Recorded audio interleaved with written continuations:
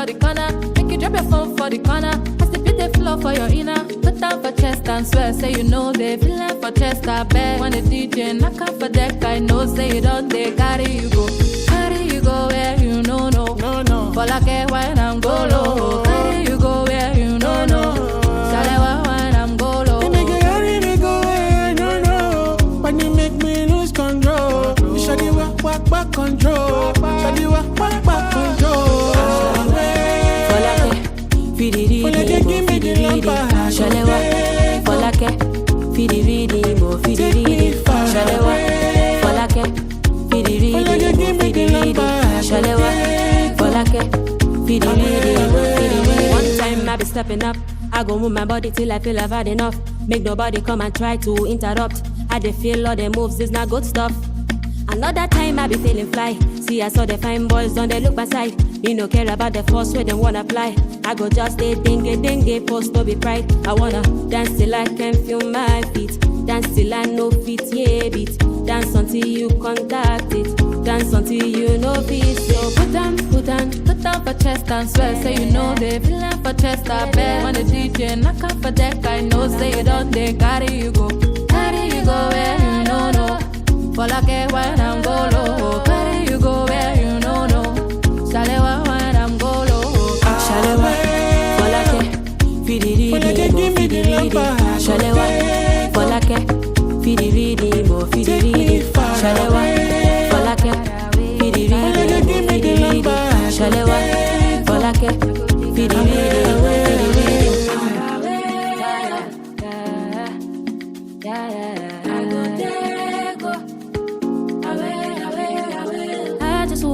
Feel it, the vibration. Me no got no worries. Now your vibe where it easy. No. Me no got no worries. Now your vibe where it easy. Yeah. Wallah, would it be a Rasulullah?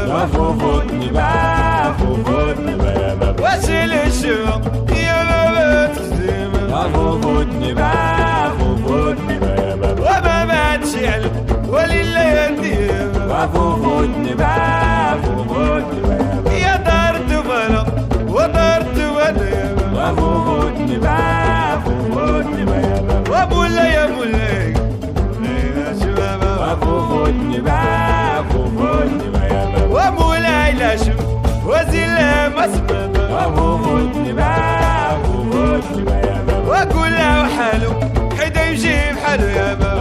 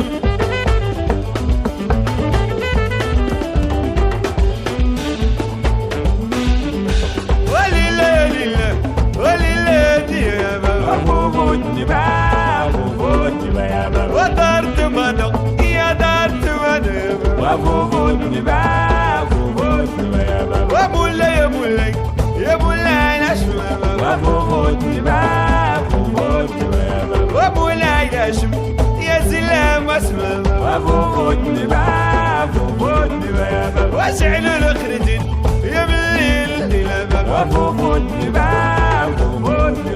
يا فوفوت وهاد هادي الديا اشعل الشمعة ما بات كدا ما بات شعل وليلا ليلا وليلا الديا دارت مادا فوق الديما وما بات كدا وليلا الديا حرام مرة هادي الديا يا مدو ربي فوق الديما وليلا ليلا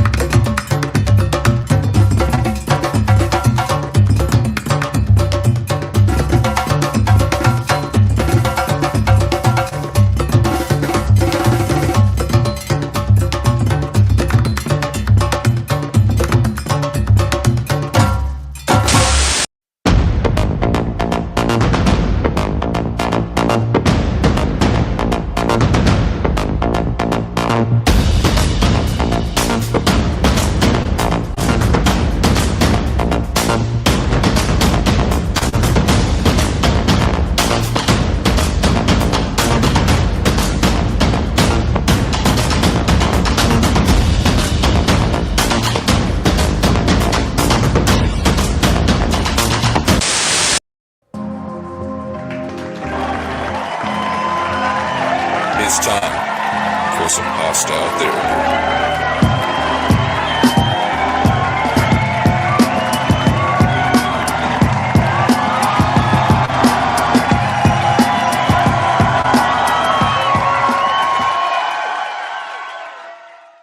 All right, welcome to Hostile Therapy on Thursday with Big Red. Returning again is, of course, Big Red.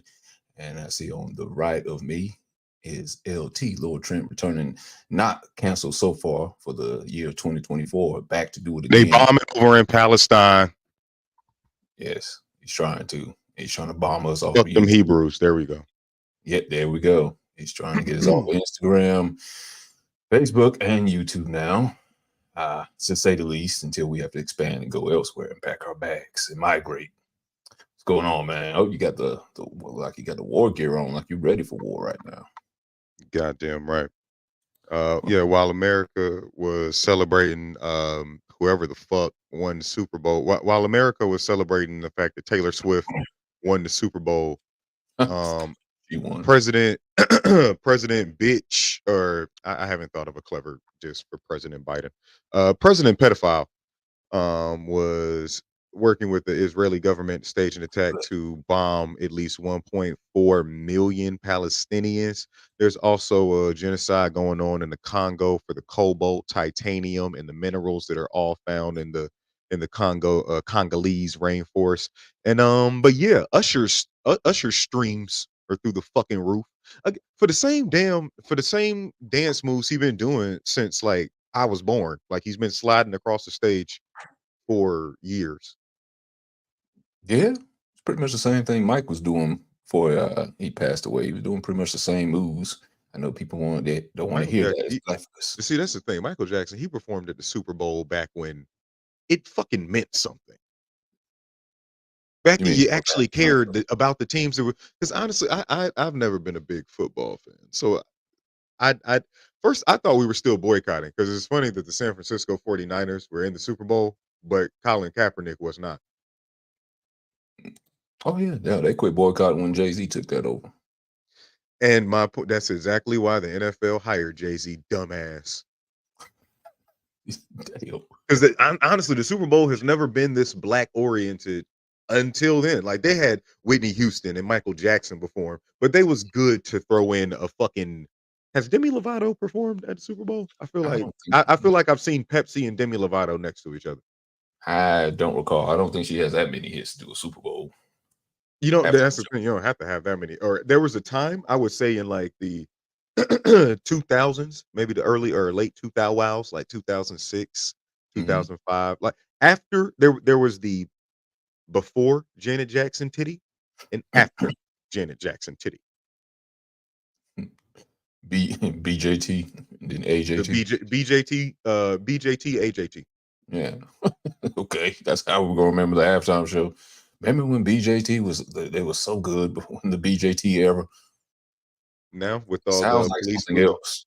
Now because in a response to all the protesting and kneeling during the national anthem, and black people's threats to protest the NFL was like, damn, how do we make sure these niggas don't leave? Somebody get Sean Carter on the phone. We need him to how does he say it? Drop it like I bet you they be in there saying the wrong shit, thinking they talking. Jay-Z, drop it like a top. That's not me, but I can get him at this year's Super Bowl if you like. You crazy for this one. You crazy for this one. Yeah, that was kind of ironic though. Yeah, the 49ers I think they've been twice. I think they've been twice since Kaepernick. Okay, I'm about to say since because they were actually a very storied franchise. I used to fuck with Joe Montana back on Madden 95. It's my shit.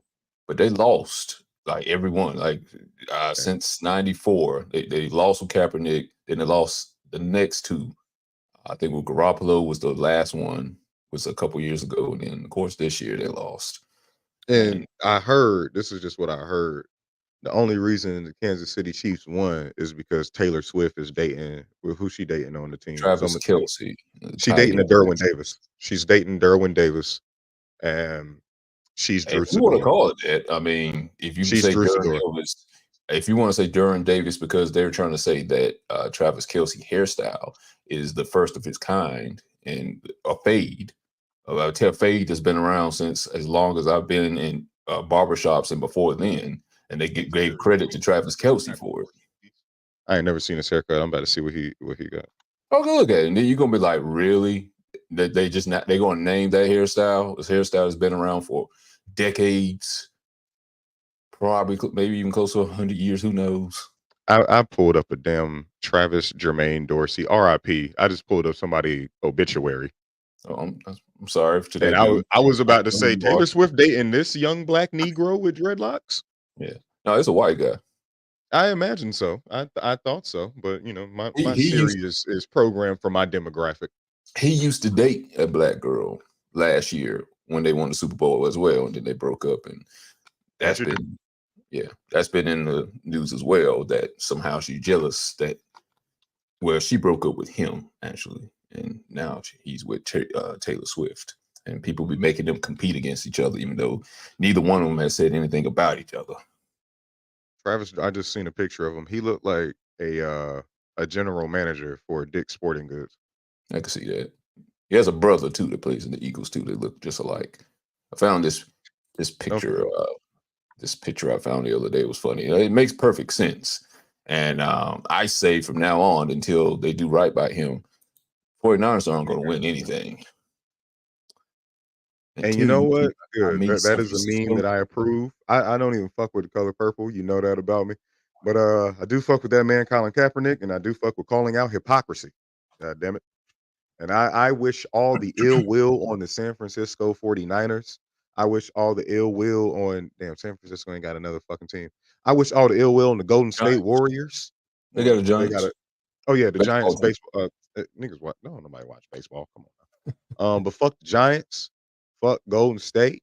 Fuck 49ers and fuck Bad Boys, a staff record label and his motherfucking crew. You might Until as well to the whole NFL then, if that's the case, because the whole he might as well, because you know the owner of the Dallas Cowboys is he's a racist. You want to I say don't know too many NFL owners that aren't. So the Carolina Panthers, their owner was just as bad, racist, sexist, whatever you want to call them. They got rid of him. Well, I should say the ex-Carolina Panthers owner. They got a new one now, but probably the same old thing because it's known as the Little Voice Network there. Athletes owning the teams that they used to play for. There's not that many. Think about it. Magic Johnson don't even own the Lakers for real. Like he's a manager. He works for them. He is part owner of the Washington Commanders now. I don't know if he's. I don't even like the way that you started with Washington. I don't think of Washington shit when I think of Magic Johnson. The fact, and honestly, in his first his deal with the Lakers when he first came out of college, he signed a 25-year contract. 25 years. Horrible. Because what he was getting from it, it was a shitty contract in terms of the amount of money he was getting. It was a good contract in the amount of employment he was getting. Because he is definitely, even after he got HIV, that man did not miss a check. He's always been first off, he was never that articulate, but he was immediately able to become an NBA analyst right after his retirement. I don't know how. I really don't know how. He had a nighttime with the moist points is gonna win the game. Because see, to win a game, it takes a team, and the team is about 5 people. I love Magic Johnson for how jovial he is, but he's a very simple speaker. See, when I pass the ball, and then Kareem catches the ball, and then Kareem dunks the ball, he goes like, Magic, good pass. And I was like, yes, sir. That's what I do. Yeah, okay, that's definitely Magic Johnson.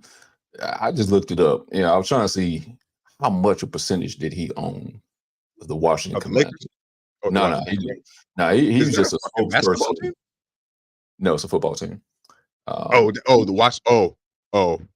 They used to be the Redskins. Yeah, they used to be the Redskins, and then the Washington team and then they became the Commanders. You're canceled. He was more so a spokesperson for the Lakers. I think he was there as a spokesperson in hopes that he could get a larger percentage of them, but their own, it's a family business pretty much because the father passed that on to the daughter. Family. Man, at this point, Magic Johnson done brought the city of Los Angeles 5 Yeah, championships.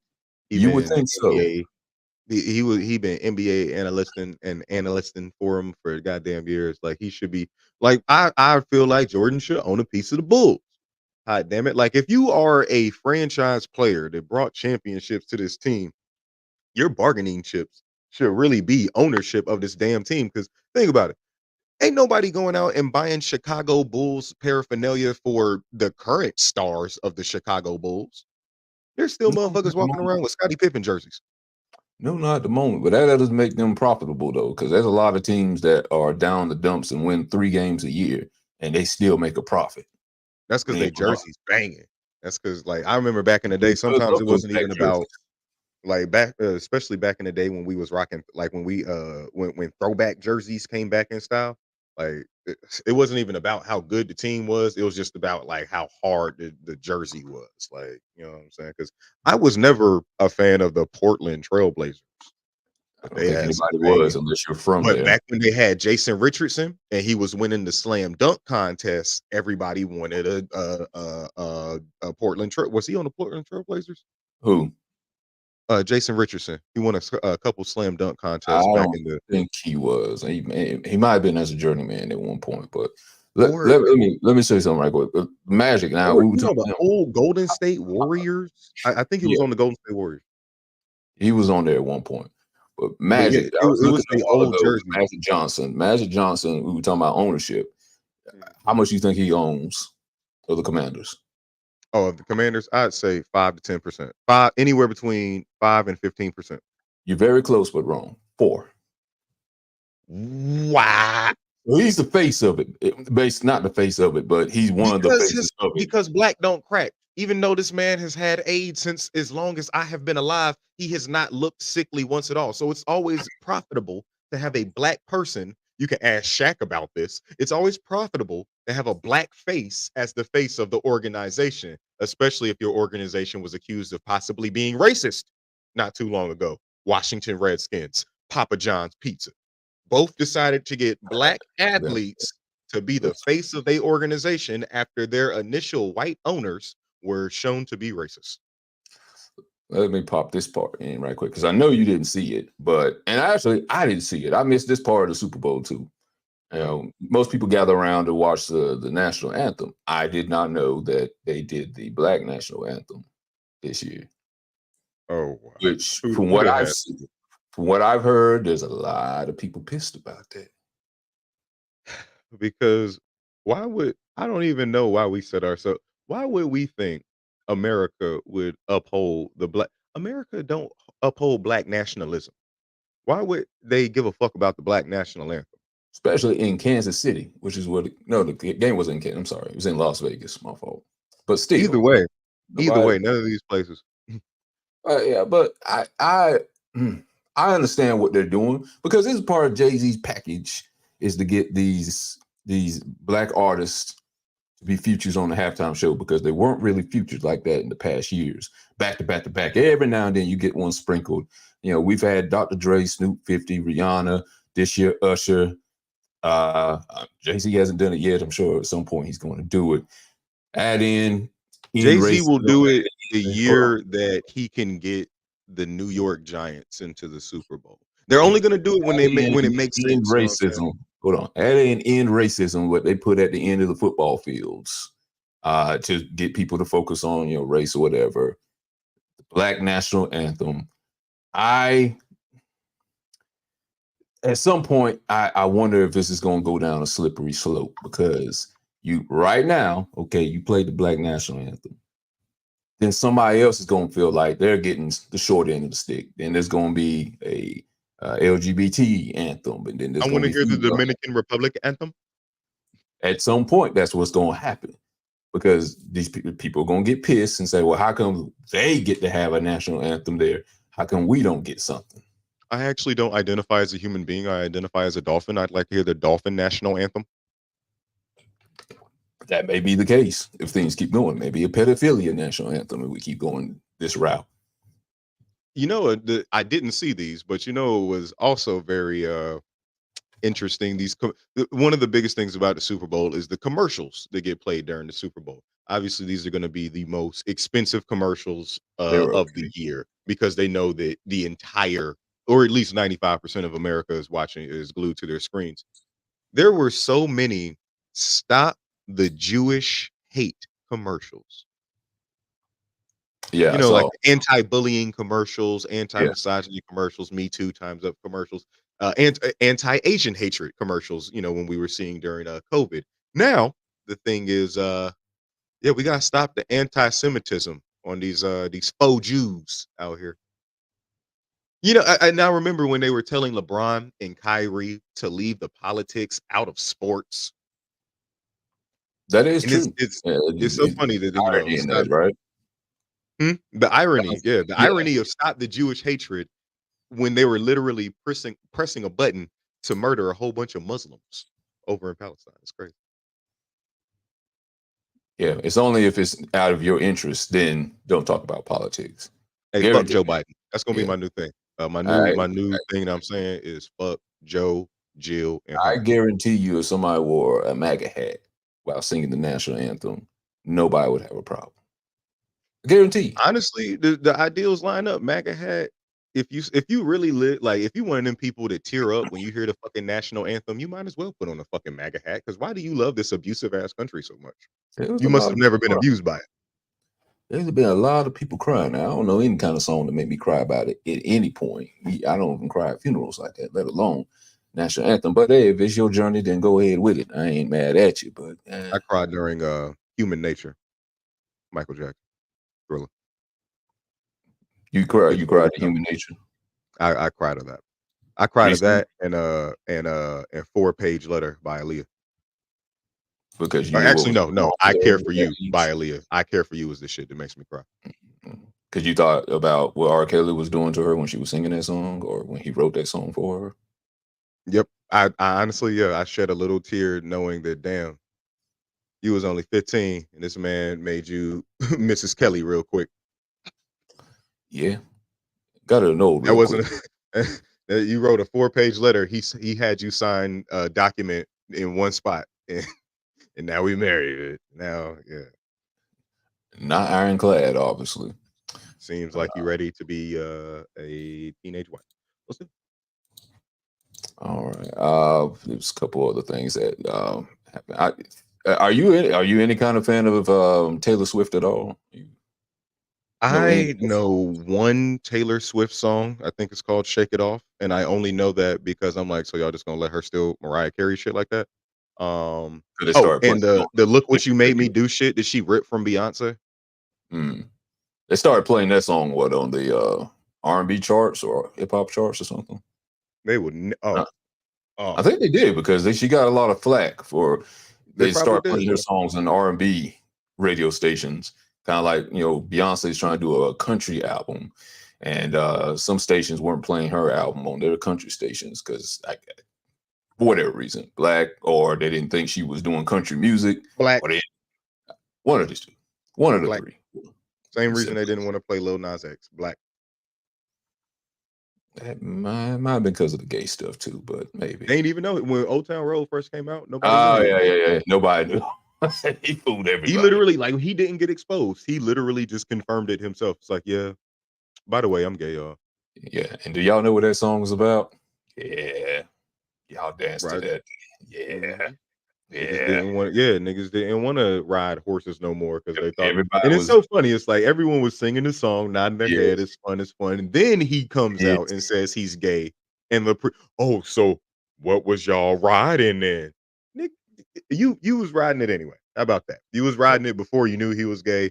You might as well stay on the train. Shit.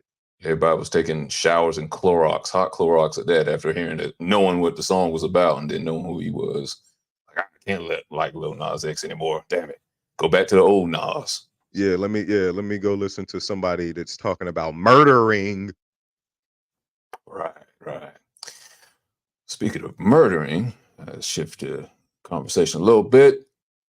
Shay Shannon I'm Sharpe of about to Club say who Shay. because there was a body thought or someone got shot over here in Fayetteville No, last not night. this time. We're not talking about them this time. But Shannon Sharpe of Club Shay has been murdering the media, the internet, social media, that is, with his Well, what a boy. interviews earlier this year with Monique and Katt Williams.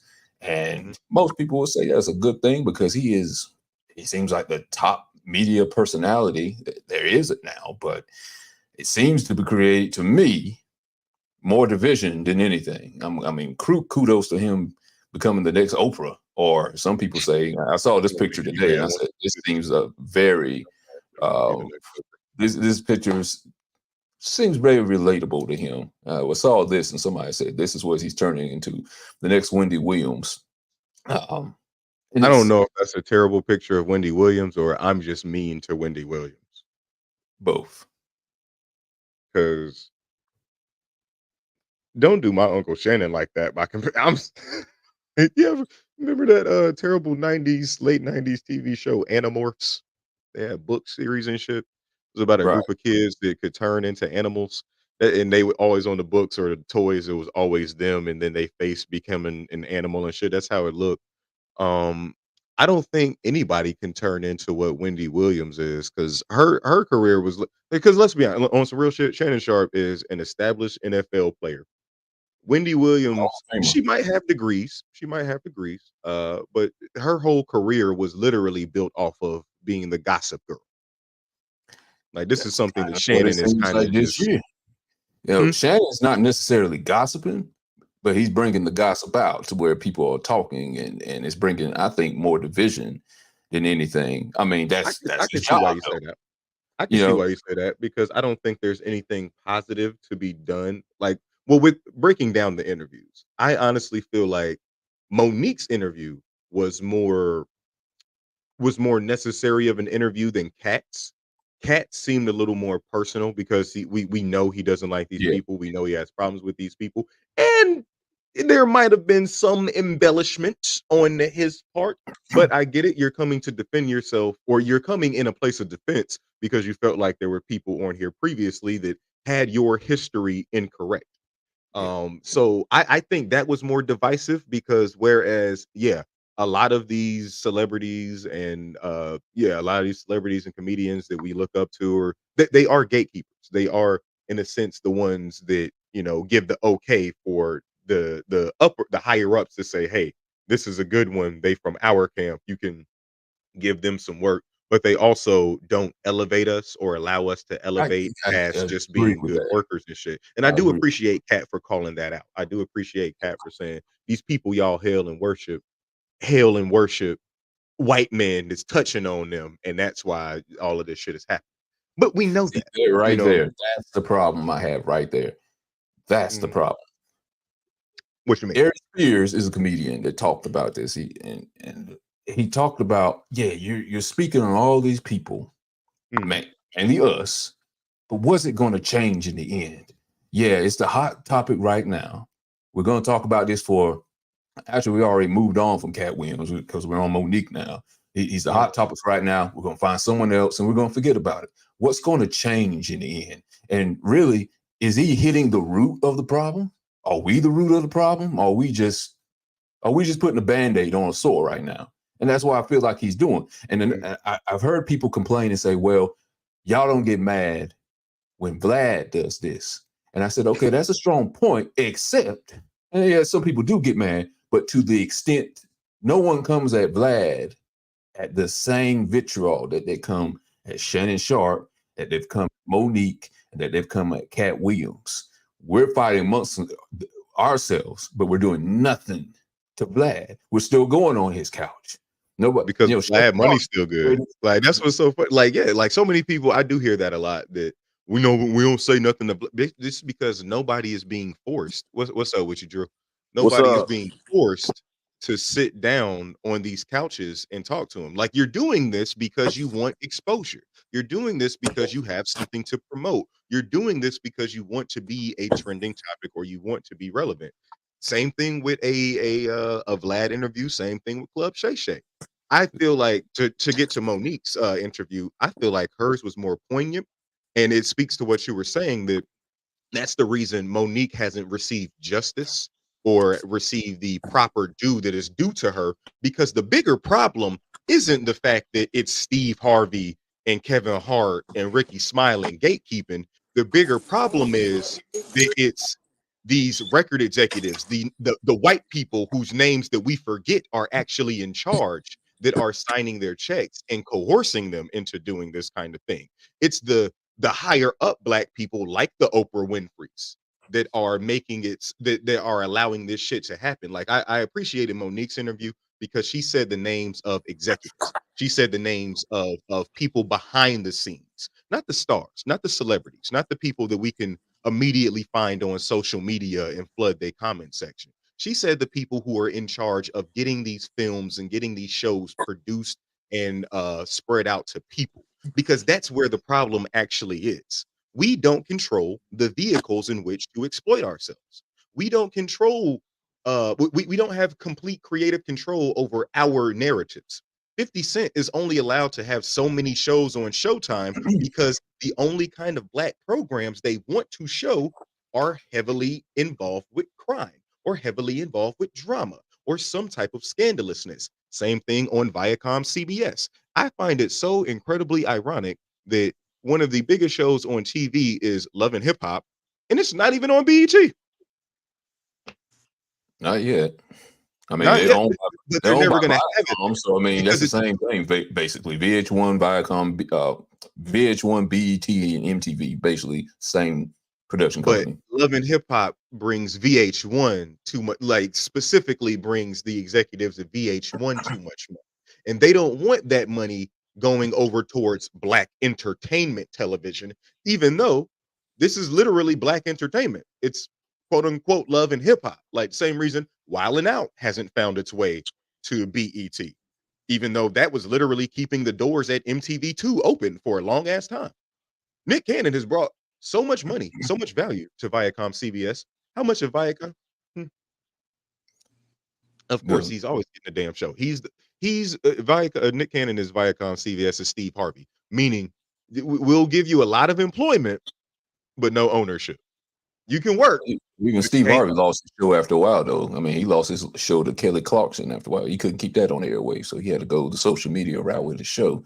So He he still got didn't rated. own That's it, why he started but making all the his name is added to it, but he don't own it. Now he does all these shows, but he has no ownership over any of it. Now he nope. is rich, but is he wealthy? You know, that's Chris Rock said. He wants to be wealthy. He wants to be rich. He wants generational wealth to keep coming in, not money that can come in one day and go out the other.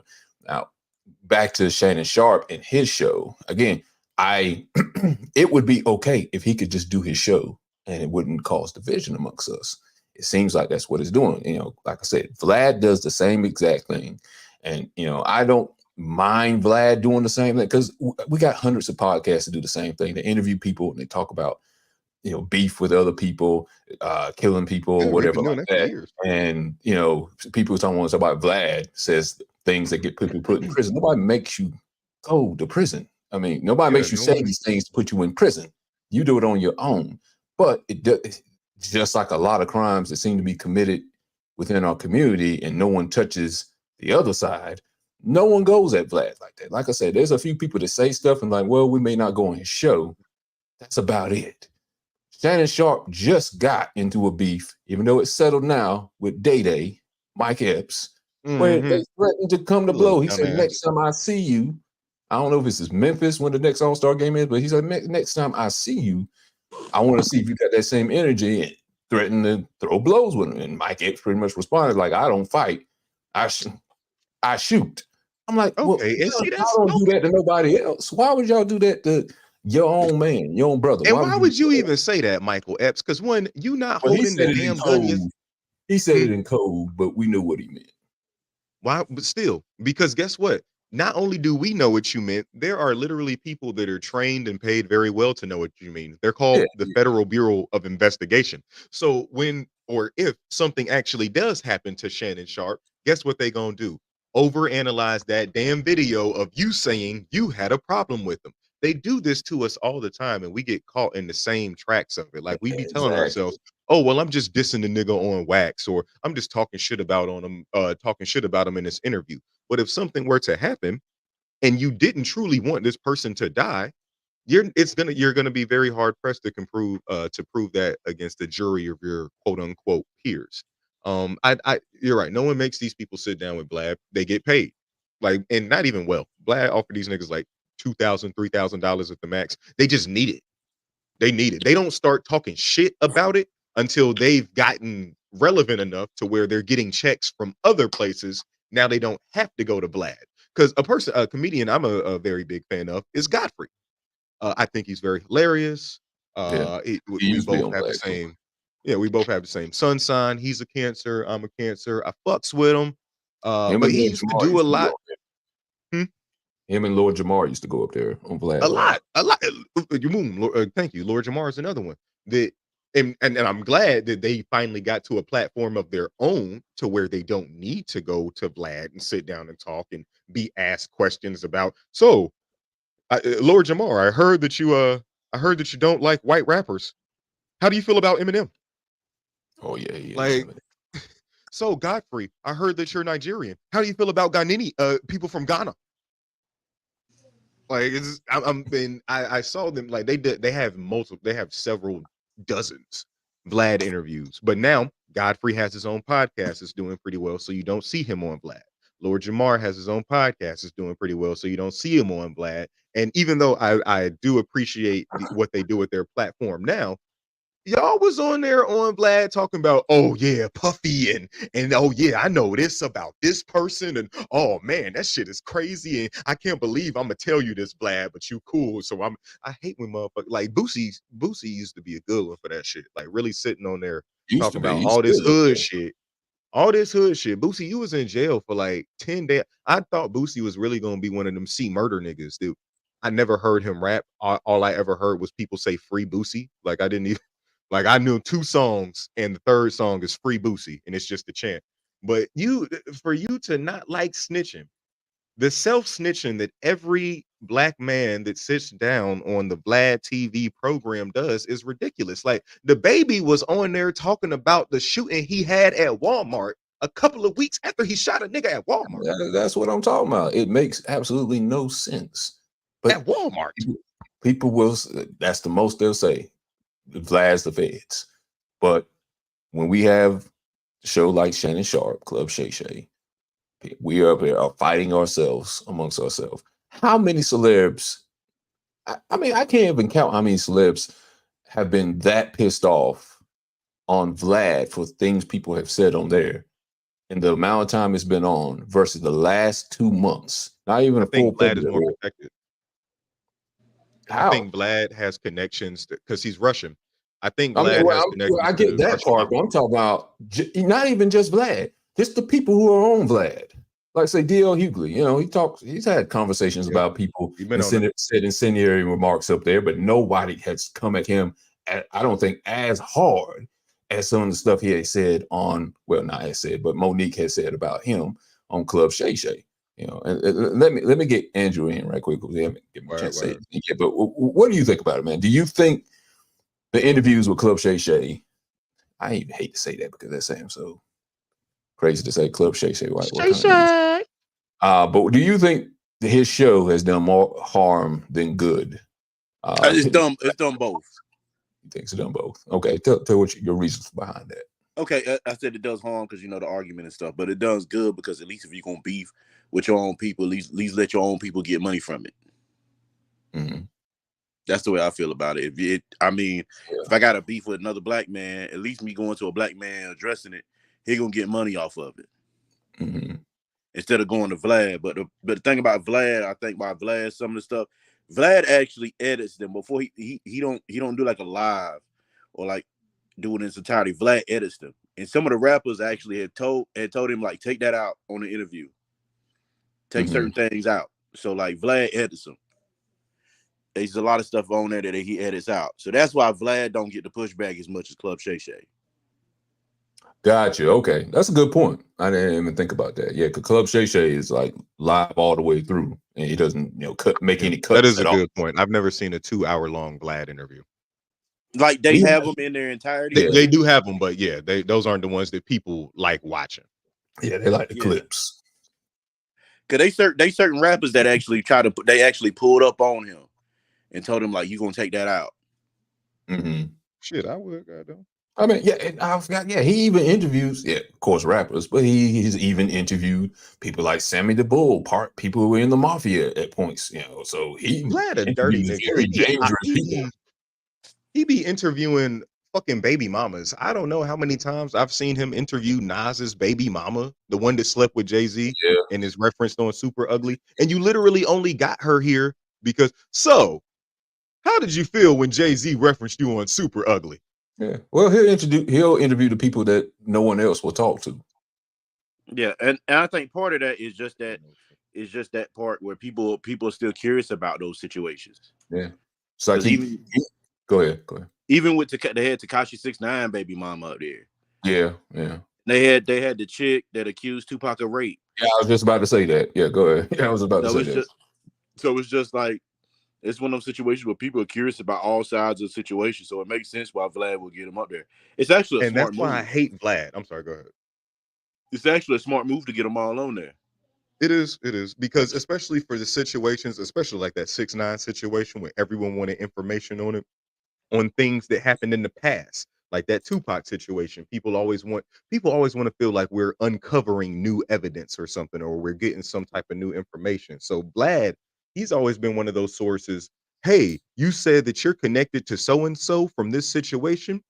I'll give you $1,000 if you come on my show and talk about it. Even if you like, hey, whatever you want. I feel like Vlad be telling people, hey, just say whatever you want to say to make it, more interesting, more spicy.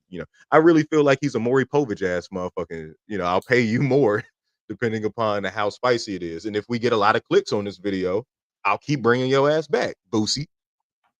That's like people didn't like the interview with TK Kirkland where he said he stayed with Eric Von Zip, and he explained how Von Zip had gave the money for the Tupac hit, and it never got to him. And he actually had that he actually had an interview like a few years before Keefe D got arrested, and we found out everything that went on. And people be thinking like, oh, Vlad, the feds.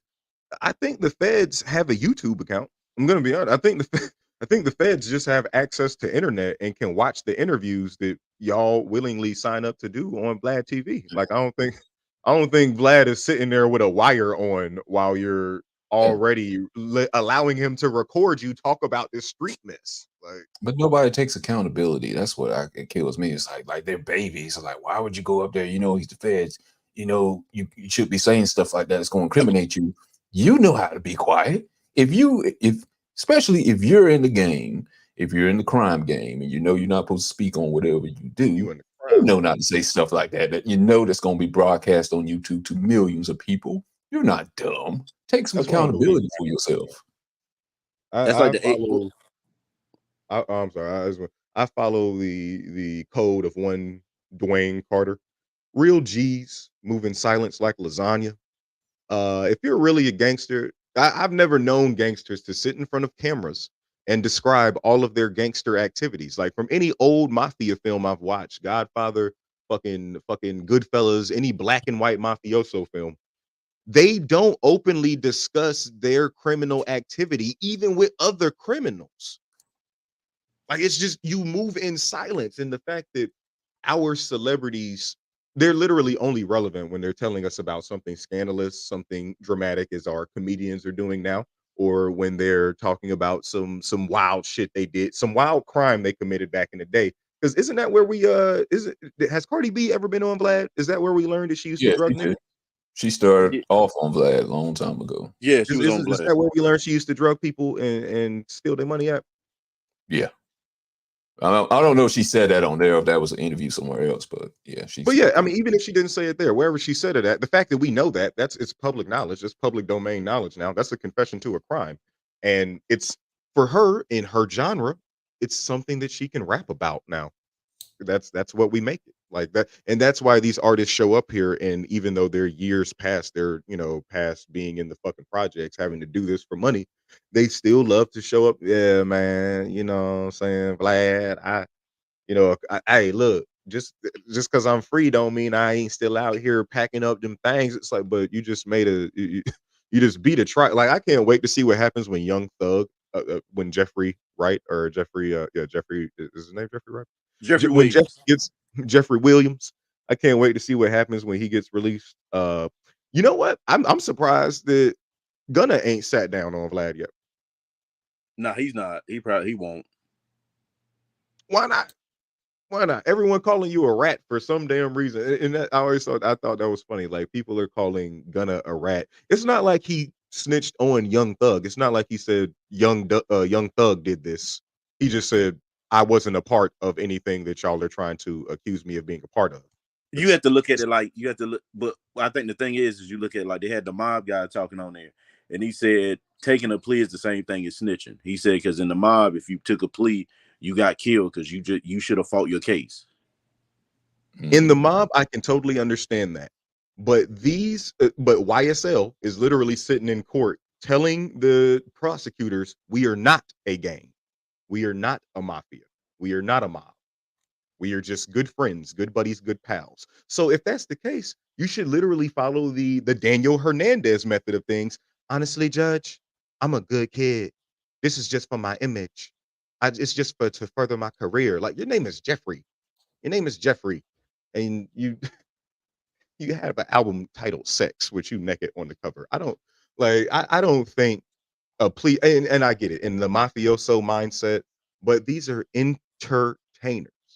If you're not actually committing the criminal activity, then you should have no problem saying, hey, judge, I plead no contest or I plead innocent because I am not guilty of any of this, which they do in front of the jury of their peers. But when it comes to their fans, when it comes to the, court of public opinion, they still want to have the facade of, at least I didn't snitch, or I stood on my, like, you didn't stand on anything if you lying about it. Like, because on every song, y'all talk about getting caught up and standing in front of the judge and saying you did it and not giving a fuck.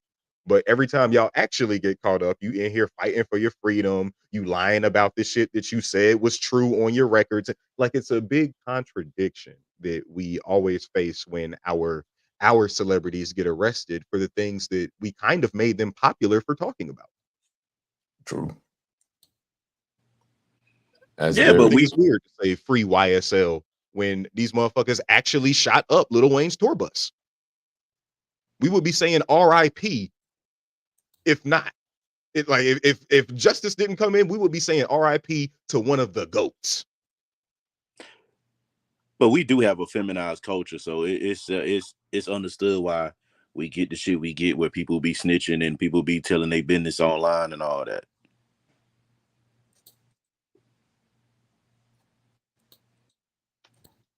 And how the world they want us to speak more. How do we fix that though? I mean, going forward, this is going to happen again. If Shannon Sharpe continues, which he will, because he's making money off of this, and I hate to even complain about that, but it does have to me some Wendy Williams connections to it.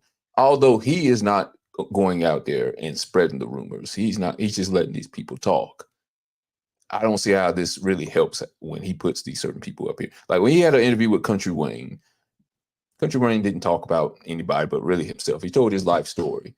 Because he don't know. And I don't have a problem with somebody telling their life story. But when Katt Williams came up there, and you can say, hey, he's telling his truth, if that is his truth, if that is the truth. I don't believe in his truth. It's either the truth or your perspective. If he is telling the truth, then yeah, that's fine. But how does it help? How did telling his truth help? Where was the plans to fix the problem? Because if you got cancer and you're just feeding it chemotherapy and you're doing nothing but just making yourself worse, how are you healing the cancer? How are you killing the cancer from even existing in the first place? How are you killing the gatekeepers that are in Hollywood, in the music industry? How is Monique, who she's talking about, Steve Harvey and Kevin Hart, she talked about Kevin Hart was trying to get her a deal to do, I think, a movie or a TV production or whatever. And then all of a sudden he didn't call back because obviously I think let me interrupt you real quick. The people above him probably said something to Kevin Hart, like, we don't want to work with Monique. We don't want to do anything with her. Difficult to, it was put in his ear by his higher ups that she's difficult to work with. And you know, when they say that about someone in Hollywood, that's damn near blacklisted. Yeah. Especially a black woman, or if you're a black man or a black woman in Hollywood and they call you difficult to work with, difficult to manage, that means they're not a good nigger. Okay, they're not a good slave. They're not going to put on the dress. She doesn't want to keep being the fat girl, and that's why I feel like Monique's interview was a lot more poignant, because she didn't try to paint Kevin Hart or Steve Harvey in negative lights.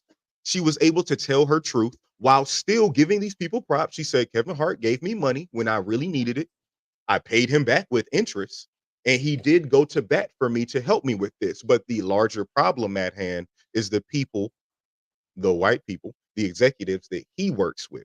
So where we come in, or how we solve this, is we got to understand, like, Katt gave us some medicine.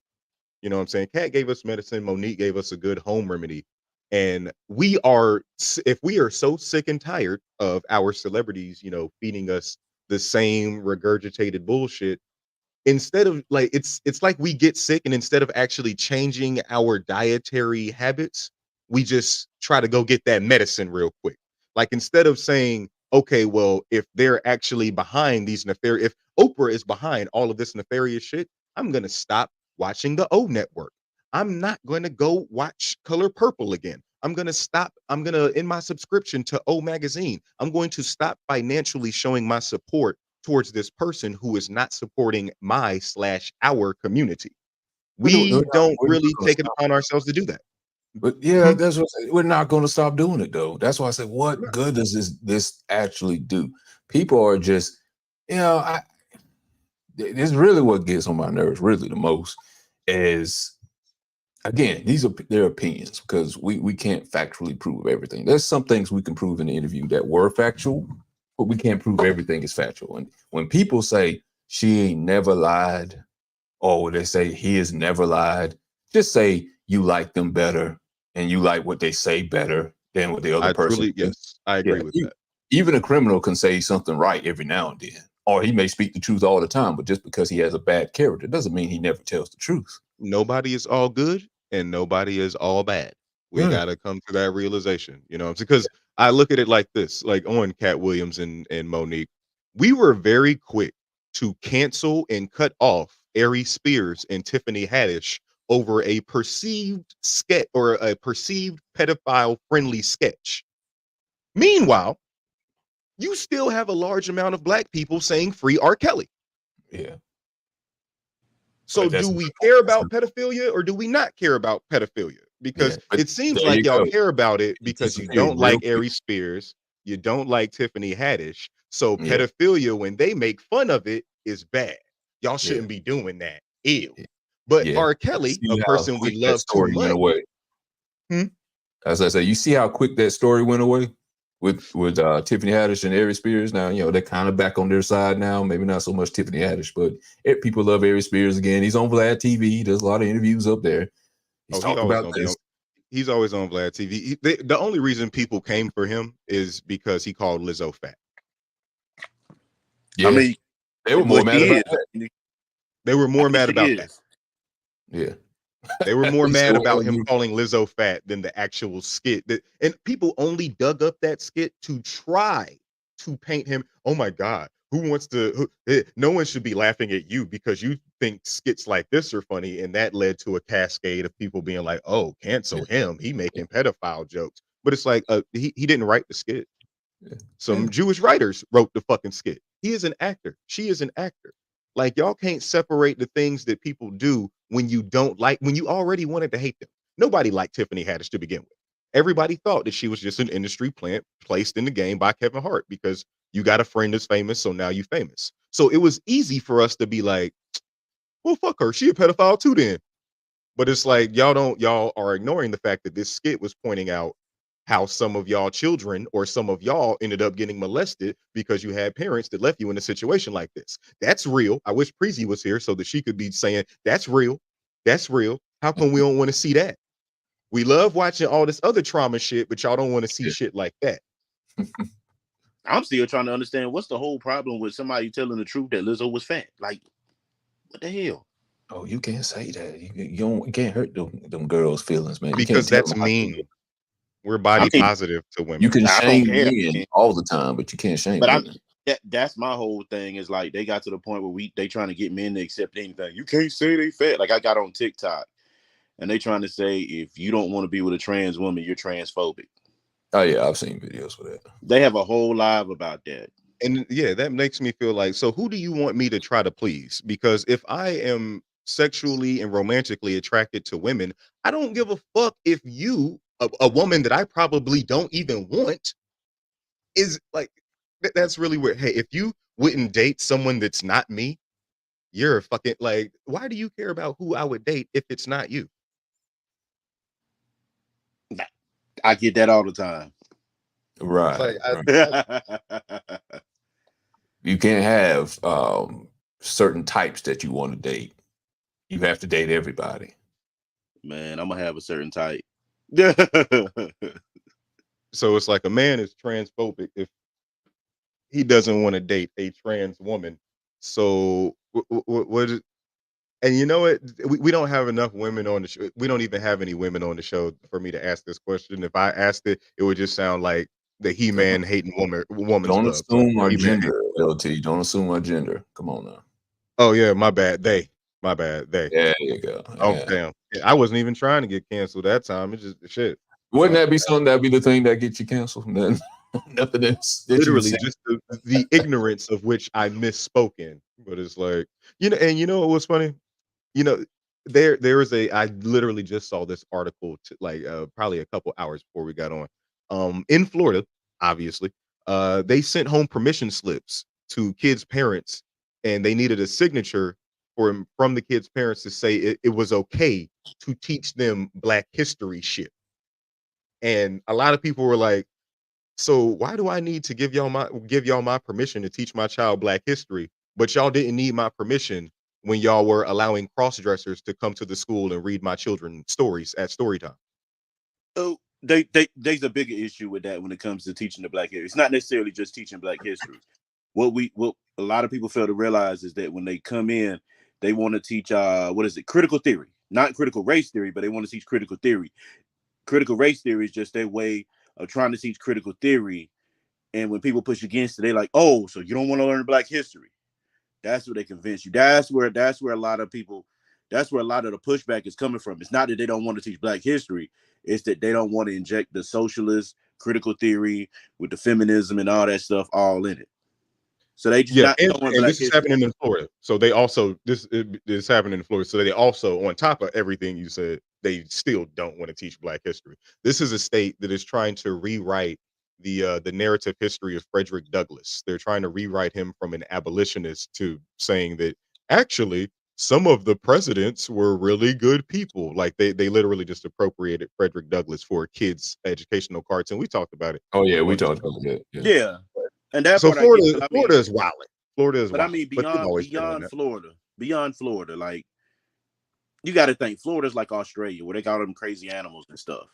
Yeah, you're not lying. Criminals, stuff like that. Yeah. Yeah, beyond Florida, you gotta think that's really what the pushback is for in other states. Florida's a whole maybe a different story, but they don't want little Johnny coming home saying, "Mommy, I used to be a slave owner."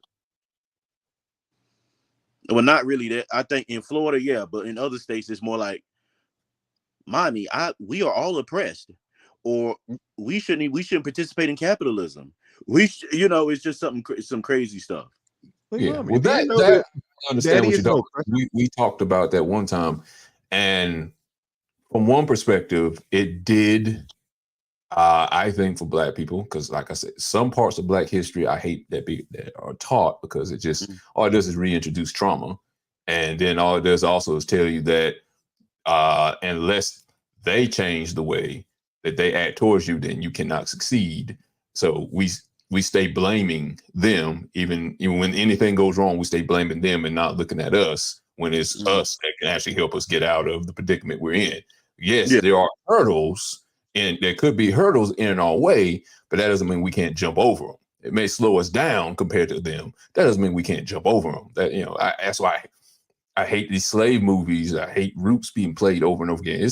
We can know the history, but we don't have to get it replayed every year like a domestic violence survivor that has to see herself getting beat every year on the anniversary that she left the domestic imagine abuser. during like It would women's do something to you to like see that every year to see that you got beat on video, that someone's showing the history that you got beat for 30 years straight. It'll do something to you. Nobody wants to see it. They're trying to get that out of their mind and move forward. It's the same thing with us. if they played I can't think of a movie where a woman is big enough starring Jennifer Lopez. Imagine like if they played that every year on like International Women's Day. No, you know what they need to play? They need to go back to the old movies where the women act hysterical and the men slap them like, get a hold of yourself. They just need to take all them scenes and put it into one movie and play it on Women's Day. Yo, there was a lot of that shit too. Yeah, acting crazy. Get a hold of yourself, silly bitch. You mean the old what is it, Sean Connery, James Bond movies? Like she just needs a little bit of a slap. Yo, they were good. Yeah, they was good for raising a solid backhand. I mean, they hit the women like they owed them money. Yeah. And the women would just take. That wasn't even called a pimp. That was just called marriage. Hold up, I remember on Star Trek, the old Star Trek. It was called "You Assassin Me, Bitch." They go to a planet, and the alien acts hysterical, and I think McCoy slapped the woman, and she fell in love with him.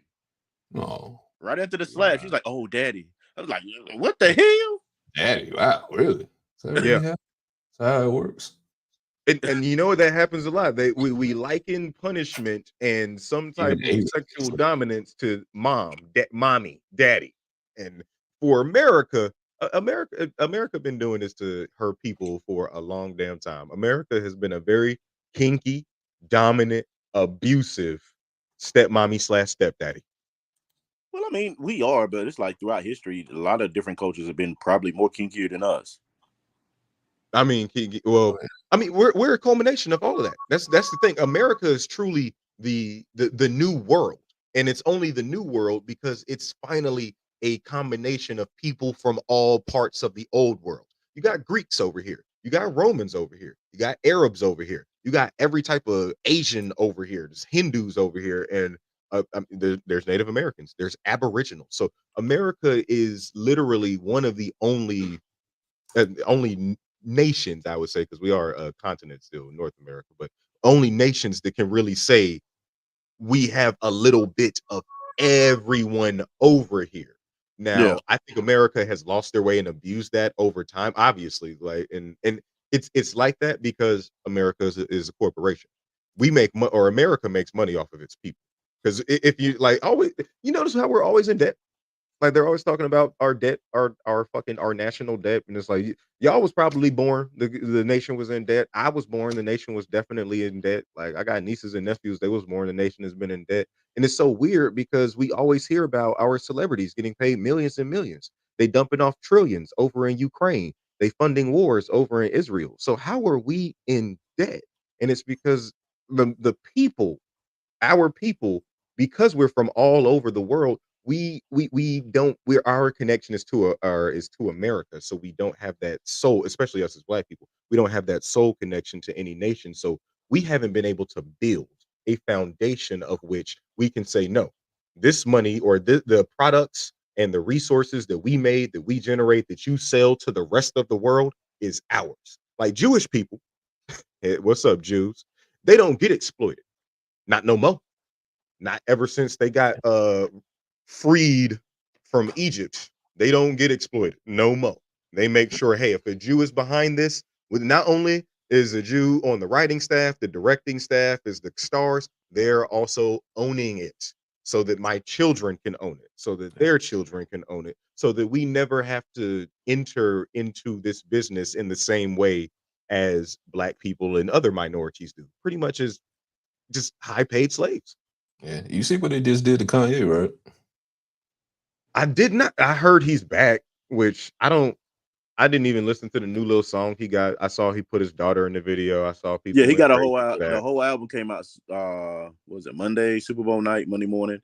And I think he had the song Carnival. He had the song Carnival on there. It sampled Iron Man, and then the Osbournes got mad because they was like, "We don't want no Jew hating guy using our music," and they had to change it. The whole deal. This how you Yeah, know but it's the bullshit. they Ozzy Osbourne could last I love being checked, a rapper. and I think it has been done. They were trying to take his album off of Apple Streams. Yeah, I think they did do it, if I'm not mistaken. it's I still on really don't give a fuck. Spotify. Still on I Spotify. Yeah. I really don't give a fuck about Kanye West, but that is so damn fun. Ozzy Osbourne. Ozzy fuck Mr. I love it. That guy. Mr. Yeah. Bit the head off of a bat. Yeah, And the would guy pass who made a video about liking Hitler's, not his style, but I don't know if you want to say his personality, but he liked some of the things he did. Let's just put it that way to paraphrase. Not yeah, as far as his killing family Jews is, but he literally respected him for being able, I guess, to lead a nation. because his manager, his agent, and his lawyer said no, no, no. We're not gonna allow him to make money off of you and by thus make money off of us because he hates us. Like, which is this motherfucker Ozzy No, Osbourne can it was. literally go ahead. Yeah, it was a sample. So when you when you sample a song, you have to go. If whoever holds the publishing gets to make the choice. So the Osbournes hold the publishing, so they could say no, yes or no. It's just like So why why Prince would they never. say no? Why would they say no for the exact reason of I don't want to deal with someone who is anti-Semitic? Because is Ozzy Osbourne Jewish? And I think technically it wasn't him; British. it was more his Oh, wife because his wife is a manager technically. Sharon. Yeah, but we know if he really wanted to get it done, he can get it done. He could get it done. And again, you literally started your career under the pretense of being the Antichrist, the No, anti-Christian. no, he did the Antichrist later on when he first started Either with Black one, Sabbath. either one. Like your family had a whole show, and the whole gimmick of it was it's just beeps because they curse so fucking much. Fucking boobs, the fucking twat ninny fucking boobs. Like, don't get on your high horse, miss, and be holier than thou and try to have some moral upstanding character to say you will not work with someone who hates Jews when you've been Well, fine profiting off of promoting an image of yourself and your family of a Satan worshiper, of the Antichrist, of a literal rebel that goes against the establishment. Let's he rock and probably roll. he might have been looking at the long game on that. I don't know if he Technic- was looking at it as a moral thing or instead he was looking at it as a business thing. He's like, okay, if people see that my Thank you. song is It's business. connected I don't want to with lose my them, lawyer. I don't want to right? lose my agent. I don't want to lose my manager. They did- I don't want to lose my publishing because guess what? The person in charge of my publishing is a Greenberg. And you got to think like this is metal. I listen to metal, so when it comes to heavy metal, a lot of them play with the satanic imagery. Because, like for example, Slayer.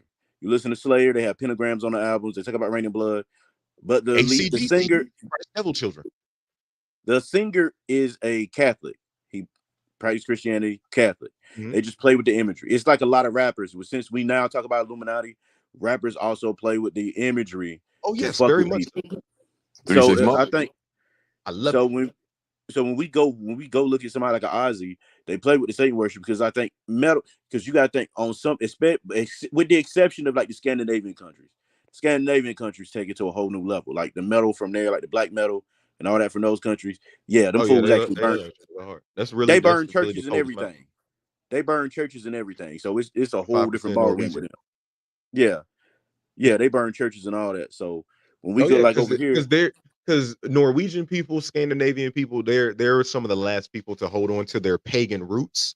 So yeah, when the British people through the Crusades was coming through and purifying the lands and delivering the word of Christ, i.e., slaughtering anyone who still believes in Odin and Thor.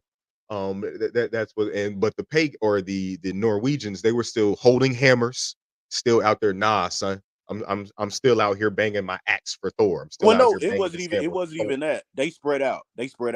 So when they spread out, Became druids. no, when the Vikings spread out, they got like the northern France. So some of the Normans became Christians. So they would go back and be like, "Hey, y'all got to be, we need to be Christian." Because even there was Vikings all the way in North Africa. So when you heard about the Vandals back then, they talk about vandalism when they attacked Rome. That was like Vikings. Oh yeah, there's plenty of European offshoots. There's also the Neanderthals. They were coming down there way before any any Norseman was making his way down there. But yeah, I get what you like. We were about to get off. I could talk about mythology and all that shit all goddamn Yeah. day. But yeah, the devil imagery is always there because some of the excluded books from the Bible let us know that devil, Satan, Lucifer was formerly an angel, and he was the angel of music. He had divine control over music. He was able that's some of the he made the stars. That's why Lucifer in Latin translates to the light bringer, and he made some of the most beautiful music. That's why we still have stories like Fiddler on the Roof and shit like that, where there's always a story of selling your soul to the devil in order for musical ability, like Robert Johnson, one of the greatest rock and roll pioneers of all time, who did not see any success until after his death. He was apparently terrible at music, but then one night at a Alabama crossroads, he met a real slick banjo player that people said was the devil. He made a deal with the devil, sold his soul to him, and the devil made him the best guitarist in all of the South. Actually, That boy, the you seen it, crossroads, the crossroads thing would actually be more in relation to voodoo actually than Satanism. and you know what? But you see, and thank you for saying that. That's a very good point to connect that. They always want to connect our magic that comes from voodoo, and from West Africa. You see at a certain point they started connecting that to Satanism. They started That's connecting magic to Satanism during the that's why Salem witch trials. If you're practicing magic, you are a witch. You are a whore of Satan. And they that's murdered why everyone. And guess the first person that they accused of that was a black woman. this is why I often said black people should get into heavy metal and use voodoo and Santeria imagery to fuck with people instead I'm of just learning more of Santeria. I was starting with Ela Ife because I wanted to start with the West African shit, but now as I'm seeing, I have a lot of Afro Caribbean. Yeah, I definitely want to get more well versed in the well, Santeria. really, all Santeria is an offshoot of Ifa. Ifa, like in Yes, West Africa with the Yoruba people, and then voodoo is like different is different when you go to West Africa. So what I said we should do is as black people we should include that imagery into heavy metal. Like because if you to go, allude it back to the Norwegians, all they're Getting doing off topic, is guys. just We're I'm really my bad. getting off topic now. yeah, So Yeah, we'll be the talking about the imagery that so basically Ozzy Osbourne is a fucking hypocrite because when they do stuff like that for when they use that kind of imagery and use that kind of that presentation, it's their culture. It's what they known from where they're from, and they're using it as a source of power to convey the music is one of the most powerful things. So putting that with imagery from where they are from, their homeland and the past time lines up. Kanye West is not doing well. Still, he's banned in Venice for getting head from a ugly white woman. I don't believe there's any soul in the music that he is producing. Again, I haven't listened to anything. These are all judgments without even hearing shit. But I don't care to hear what this man has to say musically. But I also think it's very weird that Ozzy Osbourne is taking such a affirmative stance on anti-Semitism when there's so many other more important things going on in the world, like the fact that there's an active war in Palestine and the Congo. But these are the things we care about. But you know what? Israel is guiding the conversation on all of this. And most Israelis are Semitic. So it's all right there. What I'm saying? Fuck technically Amy Schumer. technically the Palestinians would be Semitic too. But Semitic yes, only Semitic refers is an to the language. ethno-linguist. Yeah. Mm. It refers to the language, not the actual group of people. It refers Semitic actually refers to language. So you would have people in Ethiopia that would actually also count as Semitic. And the only reason they Yes, say I'm Semitic, actually or in my that's like I'm semi Bantu, so it's yeah. Bantu with what I'm So saying. So Bantu I counts as a Semitic language. All it does is refer to descendants of Shem, Noah's son.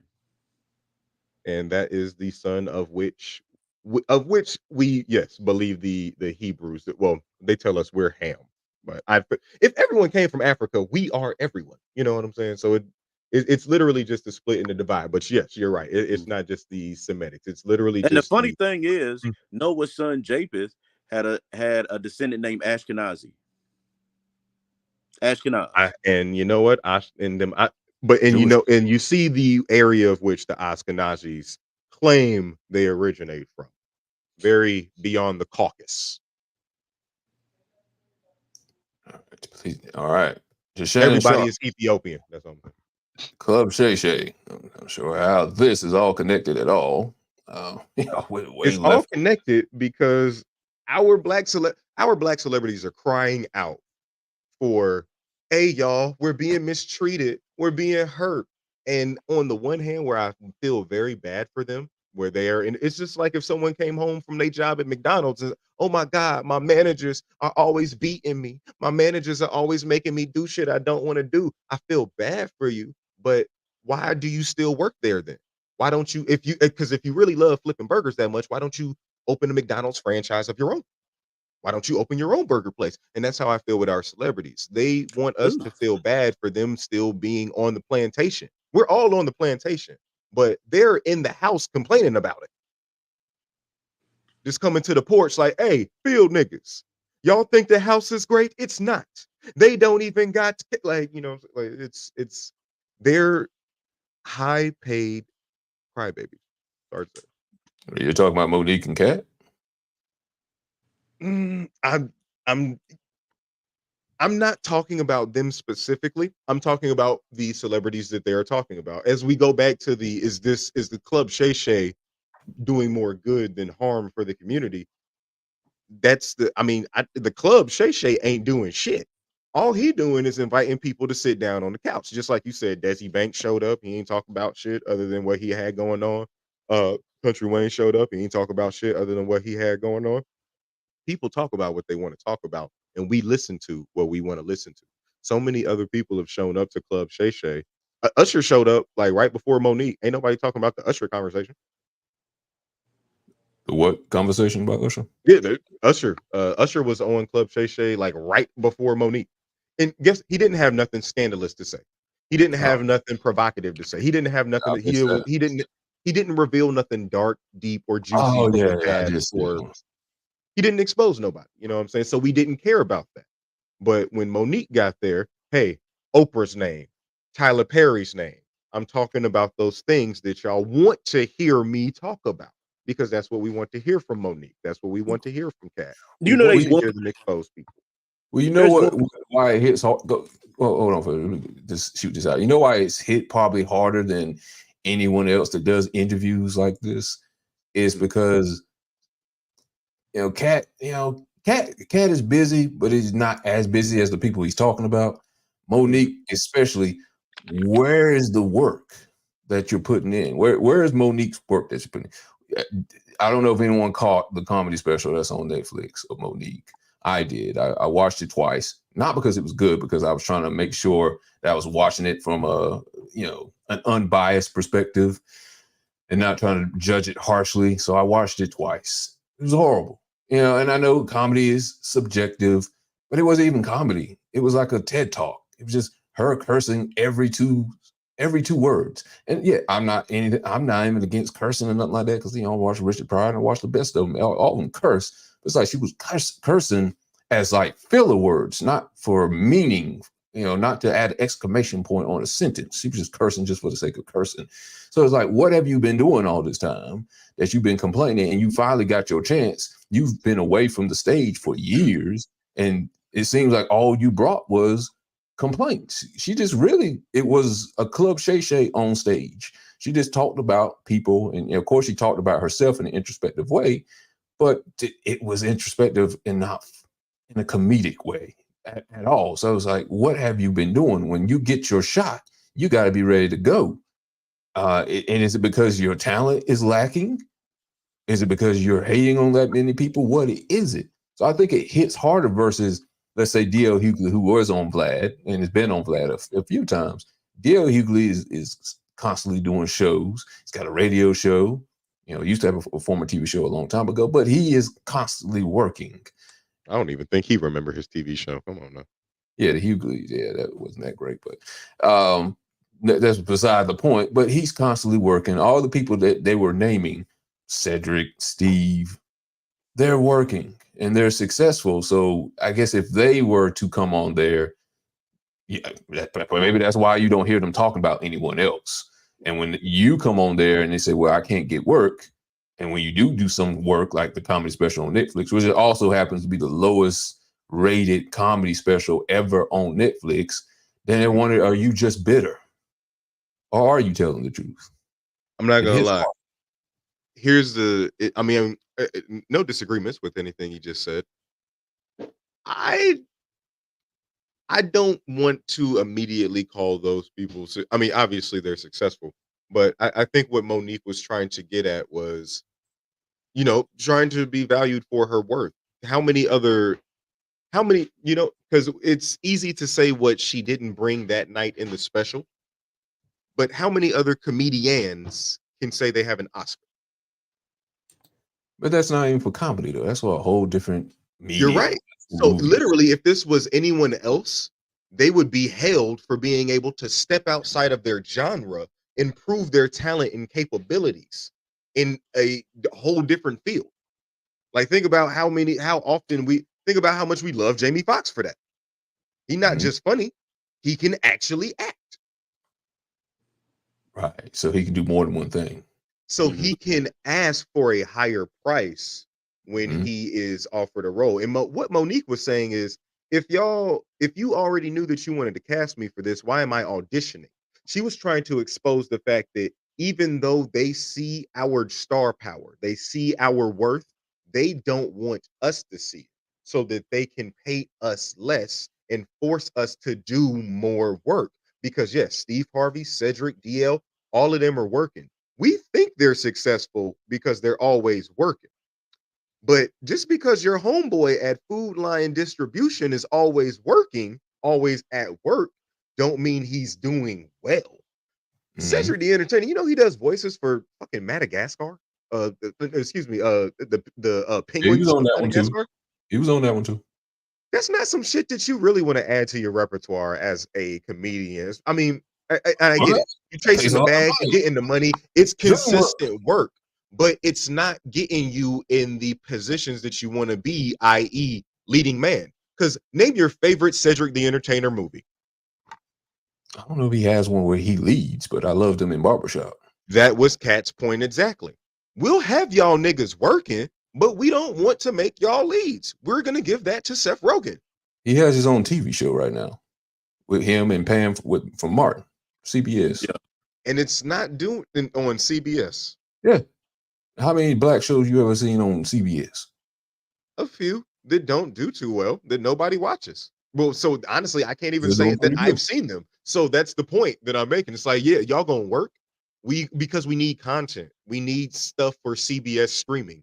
You know what I'm saying? We're in an age where we just want to create more content so that we could pump it onto our streaming sites so that we can continue to generate more consumer dollars. And we've got Steve Harvey doing 5 shows. We've got Cedric doing 5 shows. We got Ricky doing 5 shows. We got them doing 5 shows.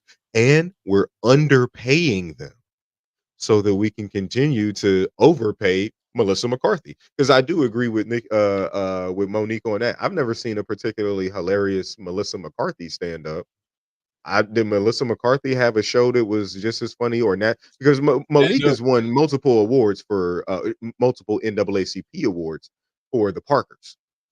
Yeah. But you got to consider like an NAACP award just black people. When you look at some Melissa McCarthy. So that should matter to us more than anything. But we literally tell her it's only black, or not only black people, but it is also black people that tell her that NAACP award ain't shit. That's just the NAACP award. So we don't even put pride and value on it. Yeah, it's not why that. is that though? You got to look at it from the perspective of somebody really in Hollywood. Yeah. If she just does black movies, then it matters. To them, it looks like black people. It's just like black people. Can she cross over and reach to another audience? And we as black people, we've been programmed to hold our celebrities to that standard too. Like, because we used to do that to Kevin Hart a lot. Oh, Kevin Hart, he always in a movie that's going to bootleg, Paper Soldiers, Strictly a Business or something like that. And so like we was always saying that the movies he was in sucked and were not crossover successes. And then as soon as our celebrities cross over, what do? Call them sellouts. What Katt Williams has done to them. You know what I'm saying? We call them sellouts. We say that they've sold their soul. We say that so we are literally crabs in the barrel to each other. And the crabs that tell us they got out, because here's what I'll say. Even though we don't get we may not know or see Cat Williams as much, but that doesn't say that he's not doing well or I think successful. he's working. Yeah, Just like with No, Dave Chappelle, when he he was sells out. actively, like when Dave He Chappelle sells. was actively being blackballed from being able to get any work legitimately, he was Yeah. still able to sell out a show on his own. hmm On his own, like literally that word, OWN, own. I bought my own microphone. I paid for my own stage and surround setup. Yeah. I booked my own park venue, which is probably just in my backyard because I live in fucking Ohio. I'm Dave Chappelle. And I invited my own friends, and I put up my own flyers and invited people to my own thing. Like when he did that 8-minute 43-second joint for George Floyd. Yeah. He didn't work with a studio to get that done. Yeah. He paid out of his own pocket. Own. Our celebrities Okay. Yeah. don't want to own. They don't own anything. They're trying That to ask Warner Brothers to pay me more. They're trying to ask Sony Pictures pay me more. They're trying to ask Universal Music Group to pay them more because they don't that's a trust strong us. point. That's a strong point you're bringing up, because before I'm gonna hit a comparison that we're going to talk about with Katt Williams. I think is more so Nipsey Hussle, because he's the independent guy. He's making a lot of money. He did it the independent way, and he's steady bringing in money, steady bringing in business his way, and he's bringing in people up. And Dave Chappelle, he might have been the Nipsey Hussle location, but now I guess he's probably more Jay-Z now. You know, Oh yeah, now he got that contract. Now he got that Netflix. Yeah. But back to your point, which was a strong point, which is the same thing that we're trying to say for Taraji P. Henson. If they're not accepting you, then make your own way. For Monique, for years, and maybe there's a reason why she couldn't do it, because she couldn't get the people to come together to help her. If Hollywood is blackballing you, go the independent route. Taraji, if Hollywood is blocking you, and you got the capital, and you do, because you're worth, I think, about $12 million, and I know you have to split it with taxes and pay all these other people, but you're going to have to lose money maybe to even make money. But if that's the way to do it, that's the way to do it. You got to get them to where they come to you and not where you're chasing them. You know, because I there's would go international. Guy White is one of them that is an independent filmmaker, and he makes a lot of films that go heavily green overseas. But that's because action transcends overseas. No matter the race, no matter the language, you can do action overseas. Yeah. Matter of fact, he was on a Vlad interview talking about Taraji P. Henson, talking about the money she was making. He was talking about when you look at movies in America, most movies are hard to sell internationally except action. Yeah. That's why he at the level he's at, because action sells overseas to the international community. Like we don't want it. Like when you go to Europe, they don't care about the Notebook. They don't care about Tyler Perry movies. Yeah, they don't care about Girl Strip. They don't care about Baby Boy. Yeah. No. Hustle and Flow, which are great movies to us. If I was Taraji P. Henson, I would just go international, go to another country and be on movies in them. Go to like Nigeria, do movies in Nigeria, because you know they trying to have a little movie scene. Yeah. Kind of like all these people on Tubi is making these movies with a little bit of funds. I'm sure you can make a good hit on Tubi. That's why I don't feel bad for our celebrities, because they're pampered. You don't want to do that because you're comfortable with the white studios that were backing you.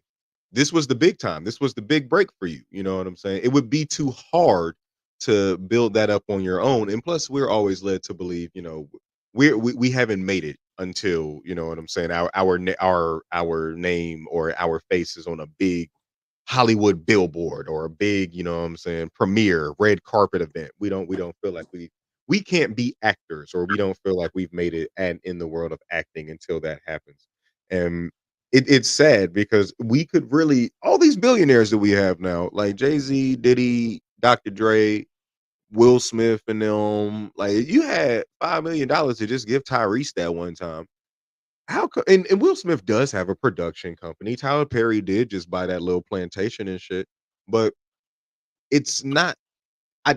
nothing is coming from it to benefit us in a way that would literally allow us to separate or to be separate and no longer depend on having to cross over and get that mainstream audience. Like we don't want to be our own mainstream audience. Like we still have this mindset of if it's not, if I haven't seen a commercial for it on regular TV, then it's not that good. You know what I'm saying? It's And you not gotta it's and you not gotta think official. from the other side, the other groups also get played the same way. We just are more.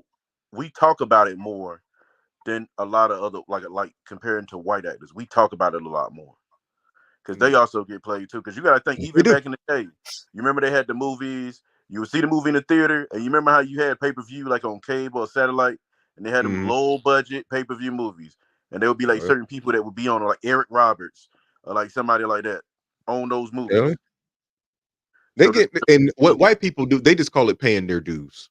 yeah, That's what I noticed. White actors just say, "Well, yeah, I did that early film where, I played the gay con man and I gave out all of those HJs in the back of the lock.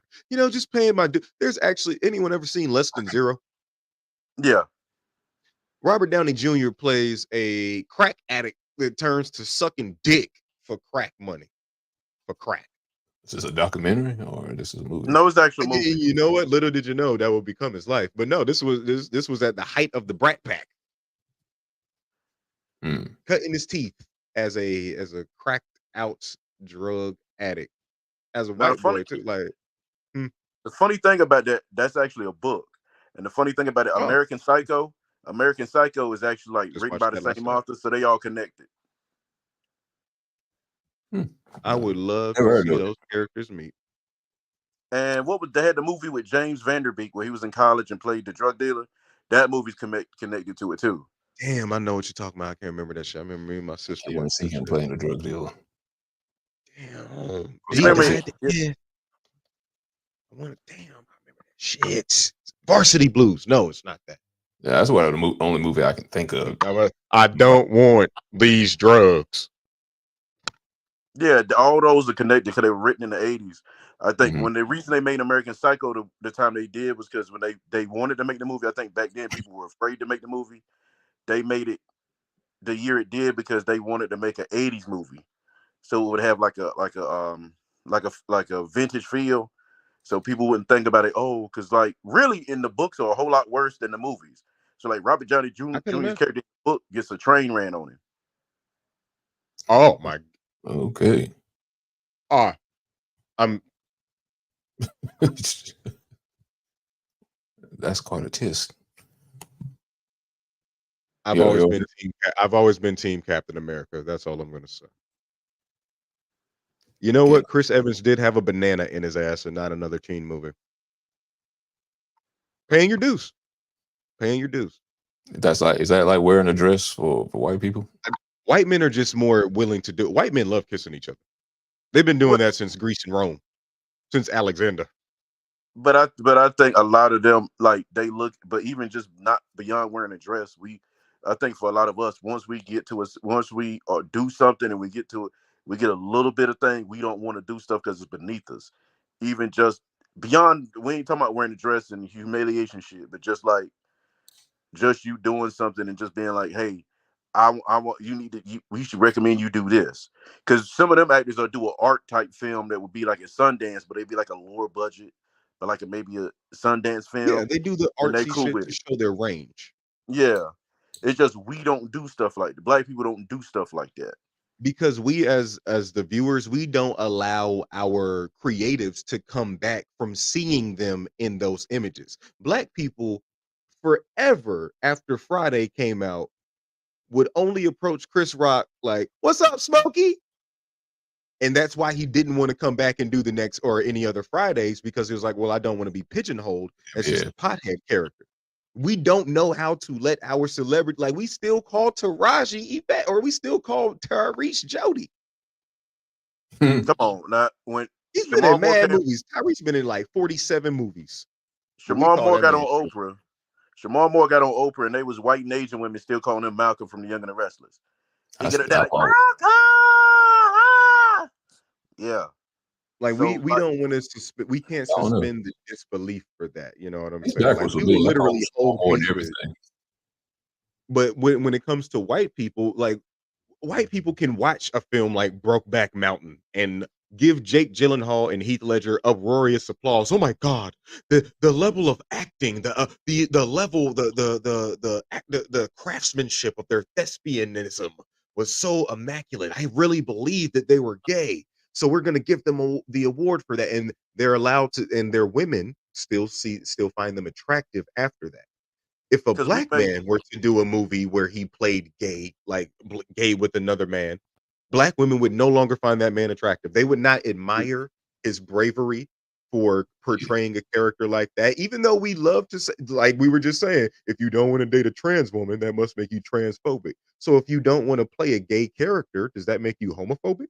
Yeah, that would be a good idea. That would be a good idea for a movie. Call it Brokeback Trap Star. yeah. Oh But wow. Well, you know what? yeah, so the Case reason in why point, they P can get Valley. away with it, well, I said the reason why they can get away with it is because their women still love them. P Valley. Y'all, I know y'all niggas don't. I know about Yeah, P P Valley, Valley. Yeah. unfortunately, but The rapper women on there still plays a love gay them. rapper. Yeah, Oh, Lil Murder. But he Yeah. is a happily married man with he has a wife and children. But people love to he probably gay. You can't do them kind of scenes and not But be a little da da da da. we make our movies so relatable to real life that it's just kind of it's hard for some people to separate it. Like same thing with our music.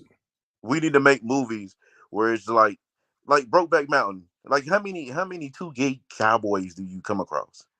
They're allowed to be imaginative. Whereas that's why I'm so mad Preezy's not here. Like this is why the constant realism that we keep trying to make our movies and our TV shows is detrimental to us because it makes it seem like our reality is only that of poverty. Our reality is only that of drug dealing. Our reality is only that of being sexually promiscuous. Like the fact that people are really waiting for a show about a strip club to come back on. And only because it's raunchy as fuck, it's violent as fuck, and it's raunchy and violent as fuck. That's lit. They'll say It's it's literally it. relatable too. They'll say it's really It's relatable. so real. If you've ever Yeah, worked at a strip club, that's not something that everybody should have. aspired to That's not do. something Yeah, that should be a part of everyone's reality. but Working at a see, strip the, club or being a gay rapper. but see, that's the difference between their culture and our culture. Like I say, their women love them for the most part. They don't use sexuality as a weapon. If we say something that goes against them, no one says, "Oh, he probably just gay." They don't say that on that side. They say it to us. And then the history of buck breaking and all this stuff, all these connotations you can add to it, and for the men not being in the home like there is on our side versus their side. So we take it seriously when we see actors. There was And gay stuff plus, happening to black men, man. Y'all gotta watch the Watchmen series. Y'all seen the Watchmen series? Not yeah, just That shit was hard, man. what was you about to say, Andrew? and plus the other side gives the men the space to be who they want to be. That's what I'm saying. Even though somebody like They ain't got over no like damn choice. White women ain't got no damn choice. even though we're black, they'll look at somebody like, oh, you like that? You're weird. White men don't You're give right. white women a choice. Right. That's what it is, too. Right. I think I saw But an the white article women have the today. space to be that too. We're kind of like you gotta be like us or else you just Yeah, not with us if you there's ain't a like us. monolithic We have been territory. trying to turn our women into down ass bitches for too long. Yeah. Well, What's I his mean name? they choose to be down women, so I mean you can't we And can't yeah, now Donald they are Glover down, from ATL. Donald Glover from some down ATL, bad. who's he's a singer, comedian, producer, movie actor. You're He did some weird thing where he kind of interviewed himself.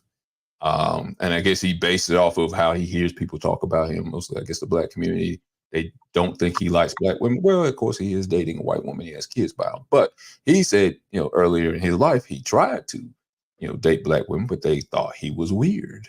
And so after so many times of trying, he started dating the white women that had the same interest that he did. And once he became famous and they say, well, how come you won't give us a chance? He's like, well, you wouldn't give me a chance when I was younger. Maybe he developed a complex at some point, but that happens a lot.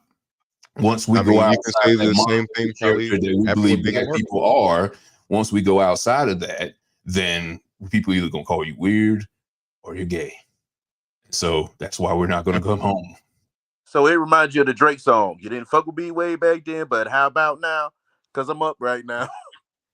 I mean, that's usually what it is. Like people don't become attractive to us until society tells them that this kind of person is attractive now. Like think about the kind of people we were attracted to 20 years ago versus the people we're attracted to now. I would hope they're not the same because that would mean that you haven't grown in the 20 years since. All right. Oh, mine totally changed. Oh, we ain't gonna Definitely. talk about that. This is All right. Well, let's leave that one right quick. And this one's gonna stay in the race category for a minute. Since we're gonna stay in the race category, hey, Yeah. Israel, I'm talking to you. You bomb Palestine one more time. And to quote Kanye West, going DEFCON, what was it, 4 or 5? Which DEFCON did he go? Or was I think it was 5. I don't know. I'm going DEFCON 6 because the Star of David. I'm going DEFCON 6, and I am going to leave a negative review on every Jewish bakery that I encounter. All right. Let's see. Will The be story we're going to talk about involves a white person that does not see herself as a white woman. Rachel Dolezal is back in the news again. Damn. She just got fired. I don't know why it took them so long to realize it, but yeah, she got fired because her job at a school found out that she had an OnlyFans. And I guess that is against their protocol, and she is now released from it. So she's I always like to figure out, how did they find out? I always like to know, like, how did the school find out? Was it one of the kids? Was it one of the staff? Because it's like, how do y'all know she got the OnlyFans? Twitter. She's on the internet. Twitter. I mean, you have a footprint, so it's not that hard. If you do enough research on people, you can find her OnlyFans. Yeah, you really? would think is she using a different OnlyFans name? Like it? No, she had the only. It don't really matter. All you have to do is put Rachel Dolezal, and it'll pull up on Google. It'll show something. She's using Rachel, so she's on OnlyFans under the name of Rachel Dolezal as well. You don't even have a porn name. Even if she had one, she's too famous for people. Yeah, it was like 3 years ago. They said she was coming up with OnlyFans, and they kind of leaked the pics on Twitter. Was she fine? Like I don't think look kind of nice though. I don't even remember what she looked. I never understood how people mistook her for being black. Like she definitely one of them Ofae, Thurgood Marshall looking ass black people. She ain't changed her hair or nothing. Like people was really able to. I know that ain't who I think it is. I mean, she did some twists and stuff like that. Yeah, she was some more Afrocentric hair. What's that called? Blackfish? Is that what it's called? Blackfishing? Yeah, she was smart enough blackface. Well, she didn't really do blackface. She just got a tan, so she was smart enough to kind of take the kind of where she would look almost biracial. So if somebody asked the question, as a fail-safe, she could have said biracial. Is she at least getting BBC like for research purpose? She was with it. I don't know if on the OnlyFans, but you know what I mean. But keep it consistent. Stay on brand. You know what I'm saying? You got to stay on brand. Got a little body on her though. I mean, because you know what? Here's the thing you got to do. If you're gonna start an OnlyFans, at least make sure you look good. Like, don't start. I hate when people decide that just because you're lazy, you want to be a porn star or you want to start an OnlyFans. If you don't have the body, if you don't have the sexual prowess to actually be a porn person, don't do it. Because don't nobody want to see your boring ass 3-minute sex tape. Like nobody wants to see your jelly rolls, and nobody want, like, come on now. You like make sure look like a porn person. Don't nobody want to see fat people play football. Well, that's her idea. Yeah, like you know what I mean. Like the face will ruin it for me because you have a 28-year-old's body with 45-year-old's face. But the tanning caught up. The tanning kind of jacked her up. You gotta think about it. When you get tans to kind of she looked like Nicole Sullivan from Mad TV. Damn, I know who you're talking about Yeah, too. now you can't unsee it. Yeah, now you can't unsee it. Who was it? She's a ginger though. So when you look at it, matter of fact, they had a thing with Yeah. Trevor Noah, and they had a ginger It's woman on there. literally a European gene. Trevor Noah from South Africa, though. Yeah, so there was a ginger woman with him, and he was asking, say, "Where are you from Africa?" And they won't said a black person, African, and said, "Where are you from Africa?" They didn't ask him; they asked the ginger woman because she was tan enough where it would kind of look like she was like a light skinned black person. Yeah, pass the paper bag. So you got to think she kind of pull it off, but I think the only thing I have with OnlyFans is like dudes back in the day that was trying to be rapper, like, yo, listen to my mixtape. Yeah, it's really you're not even a porn star. It's like you. I mean, for now, actually, for OnlyFans, a lot of people that were actually in the porn industry, this is how they own their shit. They have, their OnlyFans account because if you go to Brazers and do a video with Brazers, even if I click it 17 million times, you probably only getting $17 off of that video. Just like the music industry, just like the movie industry, the porn No, industry they don't drastically get residual. underpays their people. They don't get You know, residual. They get paid Oh, per hell scene. the fuck no. They get paid per scene. But then the other thing is they also have a website. So they also have their own site. So you look at somebody, I'll give you an example like Sarah J, maybe. She'll have a site, have an The fact that OnlyFans. so many porn stars have to come out of retirement, y'all should know. yeah. That's like, imagine if you was a drug dealer and you got all the way you got all the way to Mexico. Tijuana was living your life and was like, damn. See, y'all gonna make her sell drugs, man, because it's y'all fault. It's y'all fault because she gonna try to sell drugs and like, nah, you 5-0, you white, you ain't black. No, I'm black. Well, there ain't that many black female drug dealers out there like that anyway. So why are you out here on the block? But it's y'all fault. They are if I'm you gonna watch say it's 50 y'all Cent fault though. because for some reason I don't understand the ideals behind it. Why is it so easy to accept someone as a female with a penis, but you cannot accept this woman as being black? Why is that? Not that I Because agree with it, but why is it?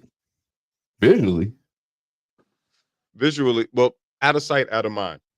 I guess when you can't see the penis. And literally, we just be accepting people from over the internet. It's a whole bunch of SJWs, a whole bunch of social justice warriors over their keyboards.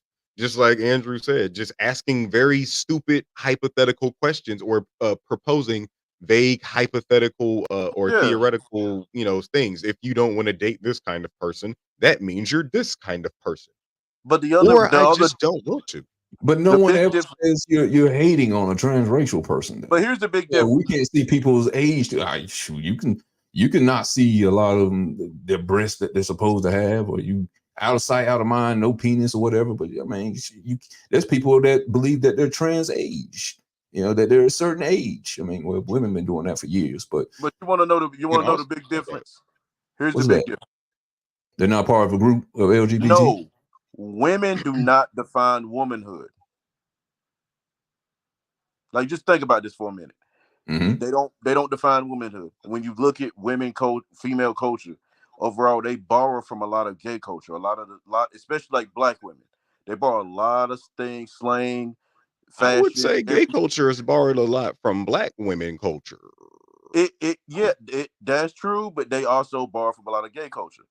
So when you look at a gay man that says, "I want to be a woman," it's mutual. He feels that gay man feels like he can do it because they don't really define womanhood because they borrow from him. Well, like as a man, like as men, we know what manhood is. We understand manhood, masculinity. We understand that. We define. I will say it was probably men that taught women how to be gay. Like if we're talking about Greeks and Romans and shit. But I mean, there's women out here trying to be guys too, though, and that nobody shames them like that. Like they let that happen versus a transracial person. Trans men. Oh, I'm sorry. Go ahead. We define masculinity and manhood, and we don't allow those type of people in our space as much. I don't think I've never heard trans men be as loud about. Like I've never heard a trans man be as loud as a trans woman. Like trans men are not out here like I'm a man, call me a man. because when it really comes down to it, you know that men solve things in a very primal way. It's called the good hands. So that's one measure of which we calculate masculinity. You want to claim to be a man, okay, step into this manly arena and show your manhood. Not too many and trans men understand that you are only a man cosmetically. You're only a man aesthetically. You are not a man inherently or biologically for real. So you never hear them like that. I Women get I have called to disagree with TERFs that part. when they try to defend their womanhood from trans women. And I I do think it's have a to disagree. large part. Oh, I'm sorry, go ahead. I was gonna say I have to disagree with that though. I mean, yes, there is a definement of womanhood, and maybe it's not defined as much with the women's side as it is the men. I don't think that's the reason why transracial is not a thing yet. I think because there's no value behind being a transracial person, i.e., a black person. Why would somebody want to be that versus what benefits would you get in that besides being in the cool kids club? Besides being with a woman, where there's some benefits of being a woman, and there's some benefits with being coddled or whatever, getting certain things done for you that you can't get done for as a man, or going being in a man's world where certain things are done for you that can't be done for as a woman. I don't think someone has any benefits for transferring to being a black person. But that's the first person we've seen really that's transracial. We really There's don't a see few more. about. I've seen a few more over the I mean, past there's few a few years. more, but we don't really see it as much. We, We we don't do. really We see just, it as we, much. we just call I them would in. say the benefit she would gain would definitely be personal because, like, just across the board, as a black man, it would be a lot more beneficial for me if I could put, like, when I'm filling out stuff for, when I want to get approved for some credit type shit, it would be a lot more beneficial for me to check Caucasian American than it would for me to check Black American or any other kind of American. So for the benefit, I think the benefit for Rachel had to be personal. I think she just wanted to fuck with black men. She wanted to be, like you said, cool kid syndrome, wanted to be invited to black spaces. Maybe she really had an affinity for the culture. I That's do. very I rare. believe she Some people does. want to, what is that? I believe she does because I mean she took African American history. She was in the NAACP. I think Like I've she seen was this shunned happen by her with parents. this one dude. He another man or a man in New York. I want to say he's transracial too. Like at the age of 32, he wanted to come out as Costa Rican. I think it was white dude, white man, but decided to be transracial, or decided he was transracial and said that I am a Costa Rican man. I'm Costa Rican. It's something. He was something Hispanic, and he was definitely white. Two white parents, but he was claiming that I am now acknowledge. I want to be identify and self-identify as this ethnicity. So I think it's an affinity for the culture, being invited to the spaces that, like, for black people, it's really not that many positive things. I start thinking, did you just want to say the N word and not be checked on it? Maybe Like, she because wants some there's rhythm. not really too many benefits to being black. I'm going to be honest. Like, because just calling yourself black on paper doesn't give you the rhythm that people actually want from black people. Just calling yourself black on paper doesn't give you the melanin that's in our skin tone that stops the black from cracking. So even though you're calling yourself black, you're not getting the actual pigmented benefits of being black. Like, we're most spiritually connected. Just because you call yourself black on paper doesn't mean that you have that connection to the divine like black people have.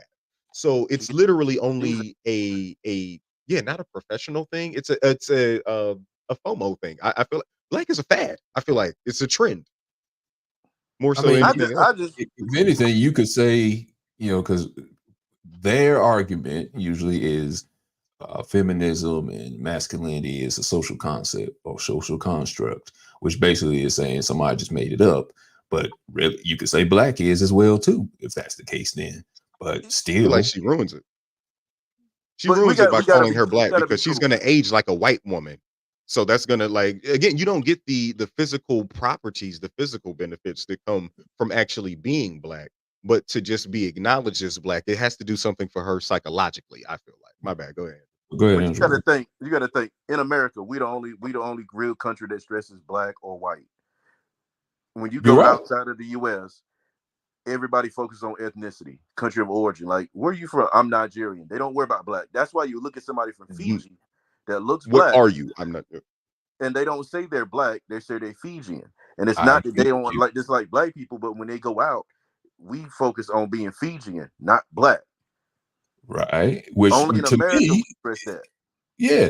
And if that is what you're saying is people, we shouldn't focus on that. If that is a social construct, that is a weak argument to say, instead of saying you are from Africa. Yeah, and I know we don't know all origin stories because of the separation, but that to me lends to more cause to say, why isn't it easier just to say for anybody to say they're black then? If we have all these reasons to say it's a weak reason just to say white and black versus a female and a male, I Because of would the think things that we don't say that are I still don't think connected people to it. value that. That's why they're pushing back against that. That's why, like, even white people say you can't just be black just because you feel it, which is what all their excuses is. Like, I feel like I'm this person on the inside. They don't value the black thing. No, Maybe there's a good reason for it. I But I mean, think textbook definitions of the word black. No one like that. That's literally the opposite of value. So that is literally exact. That's Right. the exact reason word. The textbook definitions of the word black would leave a person feeling valueless and no value within themselves, especially if that's how they refer to themselves. Because because what you I find very interesting, Africa is a continent, but it's been segregated by the Europeans that have conquered and colonized a lot of it. There's they have a thing that they refer to as or when Europeans and Egyptologists are talking about it, they say there's Egypt, there's North Africa, and then there's Black Africans, which I always thought was like a double negative. Because how are you a Black African? It's because I know that over here in America, when you call someone Black, it's because they're quote unquote African American. So, what do you mean by Black African? You literally just said African African to me, but no, there's a difference with Black because you're very right. You ask a person that has an accent, "Who are you?" or "What are you?" They're not just going to like you ask a Kenyan, if "What are you?" They're not going to say, "I am Black. I'm a Black Kenyan." They're not going to say, or a Jamaican that has like I'm not. I'm a Black Jamaican. No, I am Jamaican. I am Kenyan. Charlize Theron, she's a white African. And guess what? She don't even say Elon Musk. They don't even say I'm a white South African. I'm South African. yo, I had fun with Elon Musk when he bought Twitter and they got mad. And I said, y'all don't want to support African American business. Yeah, I know people. What are you talking about? He's a white guy. You don't know where he's from? he said, and then the white Biggest. people would look confused. He's The from white the people home of look apartheid. confused. They're like, what? He's not African. I was like, he's from South Africa. Technically, he's African. African American business. This is the biggest mind fuck. It ain't for African American though. Trust and believe me. Which I But always thought was weird. People. but I think that's the big thing is like only in America because you got to consider it. Even back in the day, Italians, Greeks, Eastern Europeans weren't even considered white until civil rights. Mhm. Very right. Very true. Like they kept that separate from them because here's the thing: white people, which white just means Christian American. You know, white just means Protestant American. Usually, just They refers. saw. Yeah. Hmm? Usually, just refers to like Protestants, but mainly like people from England and Scandinavian countries. Very Anglo-Saxon. much so. Yes. Yeah. Anglo-Saxon, those motherfuckers. They saw Italians as dirty. Oh no, y'all nasty criminals. They saw the Greeks as horny criminals. They saw Russians as mean criminal. Like if you weren't from the English bloodline, like even white people, they were trying to or the quote unquote white British, Anglo. They were trying to segregate themselves from certain white peoples, especially Irish. Ooh, they hated them motherfuckers. They didn't You like know that Irish they. motherfuckers. At the same time they had black slaves, they had Irish slaves. They love and you can see all of these nationalities of people in what we call the five boroughs of New York City. That's what a Bronx Tale is literally about. It's all about jamming minorities together and forcing them against each other so that they never pay attention to how we are the actual problem. It first started off with just the rich trying to protect themselves, or the minority of rich people trying to protect themselves from the majority of poor people. Damn, if all these poor people realized that, there's only a few of us rich people, they could overthrow us. So let's pretty much, for lack of too many words, invent race. Let's start telling, hey, if you're white like us, you're cool. Who you really need to look out for is those brown motherfuckers over there. Hey, if you're brown, you're not bad. You know what I'm saying? You're not cool like us whites. But who you really need to look out for are those black some bitches. They didn't waste too many words on the black motherfuckers. They just came to get us. They just showed up. Hey, you guys are black now. No, I am Nubian. And again, You are black now. That being said, again, with Rachel Dolezal, should it be easier for her to be able to get into a black community than for her, let's just say, she want to change her mind, become a man? Should it be easier for her to become another race or man? It would actually, I think it I would. mean, it's a lie either way, but I'm just saying. I mean, she would definitely be hustling backwards if she became a man. Who's gonna do anything for you if you're a man?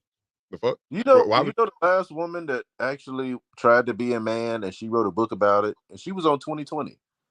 Who's that? Word. There was a lady. She lived a year as a man. Like a lady. She had to go to therapy for years because the experience of being a man gave her psychological damage. She ended up unaliving herself. Like, damn, did this bitch go to war? Shit. Hey, really? What was like her experience like? She was explaining like the mental health. She was talking about how men are and the mental health thing and all that. She was talking about how, because I think I think what a lot of people, a lot of women, especially a lot of women, fail to realize is like the experience of being a man and a woman is different. And if you think about it, they showed one that became a man and they was up there crying on TikTok talking about, I've never felt this lonely in my life. I've seen that. I know what you're talking about. Yeah. And before that one, one woman, this is like in the 90s. She was talking about how all these men felt pain and alone and all this stuff. And I think as for a woman being a man, why they don't want to be a man is they understand what masculinity really is, what manhood really is. These trans men don't want to fully be men because they know. You thought it came with some form of power, which is, it's crazy. It's like, there is power to be found in it, but if that's not inherently the power that you possess, like, you may have masculine energy as a woman, but that doesn't mean you're supposed to be the masculine presence. Yeah. So the validation they get commonly as women goes away. It's like a mental thing to them. Yeah, everybody that wants to transfer to be men think they're automatically going to be Stalin or the next president as a man. That's not. No, we are entry level. Most of us as men, we don't be a strong ass woman if you wanted power. Like, you could just be a body. You could, like, women are bodybuilders. Like, you could just, you know what I'm saying? You could just be Jade Cargill or something. You know what I'm saying? Oh, you mess with Jade Cargill? I would love to see her. I don't know if she's a good actress or not, but yeah, I like her Storm cosplay because that's how I envision Storm in my mind. Able to beat my ass. Great Storm. She would be a great Storm. I don't know how she acts, but yeah, she played the part. She fits the part anyway. But yeah, that's the thing. It's like, hey, they don't understand. It's like we don't talk amongst other men like that. We may talk with our best friend, but even that is limited. We try to talk with you guys when we with you. I'm talking about the women, that is. We try to give our feelings to you if we're allowed to, and it's not going to come back on us in the argument later on.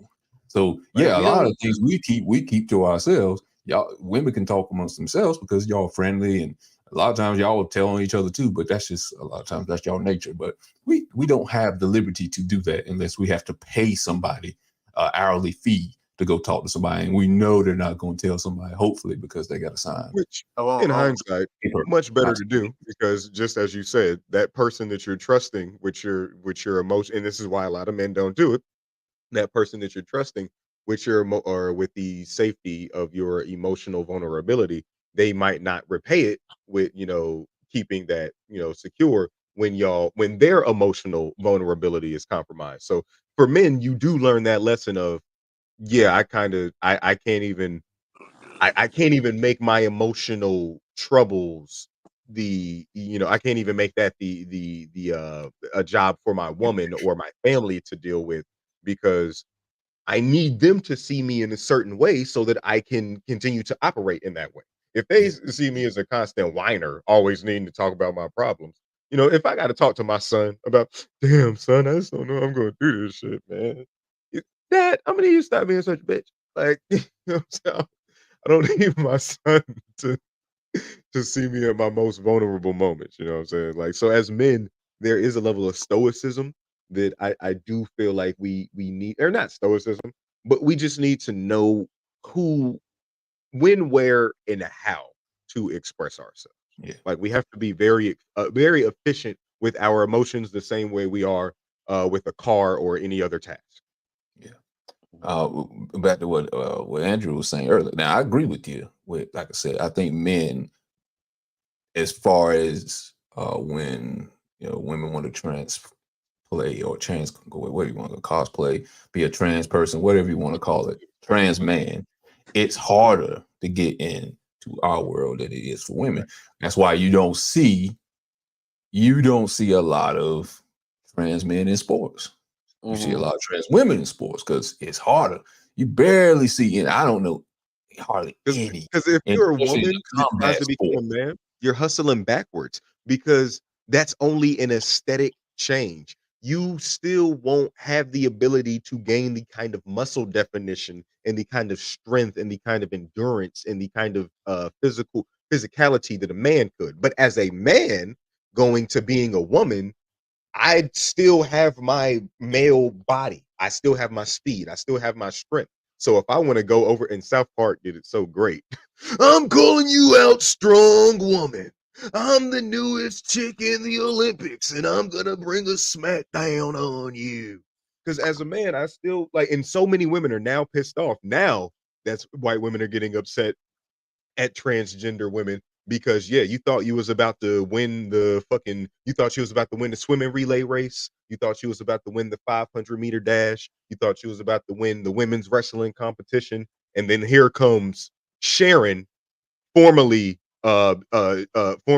Shad, used to be Shad, now I'm Sharon, and she is about to take home the gold medal and bring back the gold for all the ladies out there. Yeah, let's do it, ladies. And now you're mad because, and now you want, and that's when they would like to say, no, you're still a man. It's like, but no, I'm not a man. I have no penis. I am a she. I am Sharon. So you're hustling forwards. If you were a man that wanted to just get off on being physically better, it benefits you more to become a woman because you still retain that physicality of being a man. The other issue is this now, why women pushing back also with the sports. But the other thing is they're smart enough to understand that if trans women actually have rights, it redefines what womanhood is. Because when you look in the law books, when you make laws of certain things, you have to provide a definition to even make it a law. So when you look at what is a woman, now it becomes, oh, this is a social construct, a possessive femininity social construct. Now it turns back all their rights they had. Yeah. Because the question becomes now, why should women vote? If anybody can be a woman, why should we let women vote? Why is abortion even legal if not all women can get abortions? It opens the door for them to have opens the door for new issues with them because it now gets womanhood gets redefined. Well, I mean, there's some people saying that men can get pregnant. So, I mean, yeah, to your point, yeah, that kind of defeats to say women's right when it comes to birth and children. If they're talking about where men get pregnant, those are like one-off medical anomalies, or not one-off because it happens sometimes. But yeah, they're at a very low percentage, and those are anomalies. When we're talking about laws and like this is it's not an anomaly that a large amount of men are deciding to lop off their penises and become women. That's not an anomaly because transgenderism has been around for centuries. I'm just talking about the people that said they are men, but they're really women and they're having babies. Yeah, but I mean, I would still call that more of an anomaly and not something that you need to create a law or a rule for. You know what I mean? Yeah, that's why they stopped calling it breastfeeding. Now call it chest feeding. Okay, now see, it was called something else too. There was another term for that too. Chest feeders or something like that. I forgot. Yeah. It was something else they called it. Chest feeding. Yeah, because it was hurtful to them for some reason. Yeah. How was it? Okay. Yeah, We did a video. I don't know. I feel like we did. Maybe it was before. It was a couple years ago. Maybe it was a video where it was a guy, but he was a trans woman, and he was breastfeeding the baby or chest feeding the baby. And So hold on. So he was nothing a was coming guy, out. but he was a guy, but he was a trans woman. So he was. Yeah, What were they born as? he was born as a. It was a Okay. man. Born as a man trying to be a woman. Okay. So Messed me up. But he okay. was So did he? just So eating did baby. with man milk, pretty much. Well, sweat. Yeah. There's a Oh, whole cool. So thing. the baby wasn't even getting the actual milk from. No. Did he have implants, or was he literally No. just using? No. Yeah. See, and that's when I start to. Okay, Just now to- this just is to a mental satisfy him. thing. That's when I started to say, now this is a psychological thing that really needs to be analyzed and not coddled, because now it's putting a child in jeopardy, because the whole process of breastfeeding, because it is from a breast, not just the chest, the whole process of breastfeeding is for this child to receive the nutrients needed from its mother, from its biological mother, because this is the person that physically carried their child in the womb, whose body is actually made to produce the nutrients from their breast that this child needs, not only just for like actual consumption, but as a bonding process from child to mother. It See, is that's very, what I'm it's talking about. emotional and spiritual. See, but that's what I'm talking about. Why is it with all these traits you gotta have to be a woman? Why is it so easy? Well, why is it so hard to be a black person? I mean, you just gotta Because you don't earn shit by supposedly being have black. the skin color, and that's it. Or But we just define, but we crazy also hair. define what being black is. We do. We call people that are What, actually, think about this. what, We call people that are actually black not black, because We have they a clear haven't cut. seen this movie. what's the difference? What's the definition of black? No, Y'all, we have a clear cut, like defined like characteristics of what would be considered a black person. what Like is for that? We instance, do. like And for it's instance, you terrible. go to a cook. What do you have at a cookout? What songs play at a cookout? How many Oh, you people have not heard black Computer if you Love? don't play. Oh, Yeah, you not black if you ain't never seen. Damn, you got two parents? Damn, you ain't. Why you talk like that? You not black if you talk. If you talk like this, you're not black. Like, like we tell ourselves that we, which is so weird, because it's like, then what is black? It But it's makes it all. literally But makes. that sounds like things that are just popular in the social world instead of what's on the yeah, inside, but we physical. use it to define what blackness is. So when you look Mhm. at somebody like Rachel Dolezal, she has like think about it. For her, she had to do a lot of work to be black. What though? Tan and braid hair? No, she probably Because had it to watch. wasn't that hard. She had to sit there all night watching Juice, fucking Ah, Minister But see, Society. for her, that probably wasn't a lot of work. It was she just probably weave something back. she was I doing think that She anyway. was You know doing what it I'm saying? already. And she but You and see what I'm see, and good saying? point, because that's what that's a very good point, because as a non-black person, these are the things that they will argue that make them black. Like they do it in white movies all the time. It's like, oh my God, why are you trying to be so black right now? And they'll always say, oh my God, I listen to hip hop, I have an afro, I only sleep with black girls. I'm pretty much black. Like, like we give the other side so much criteria of what we feel like makes a black person, because of the same things that we've been saying, the media that we consume. If you didn't come from poverty and grew up watching Good Times, how can you call yourself black?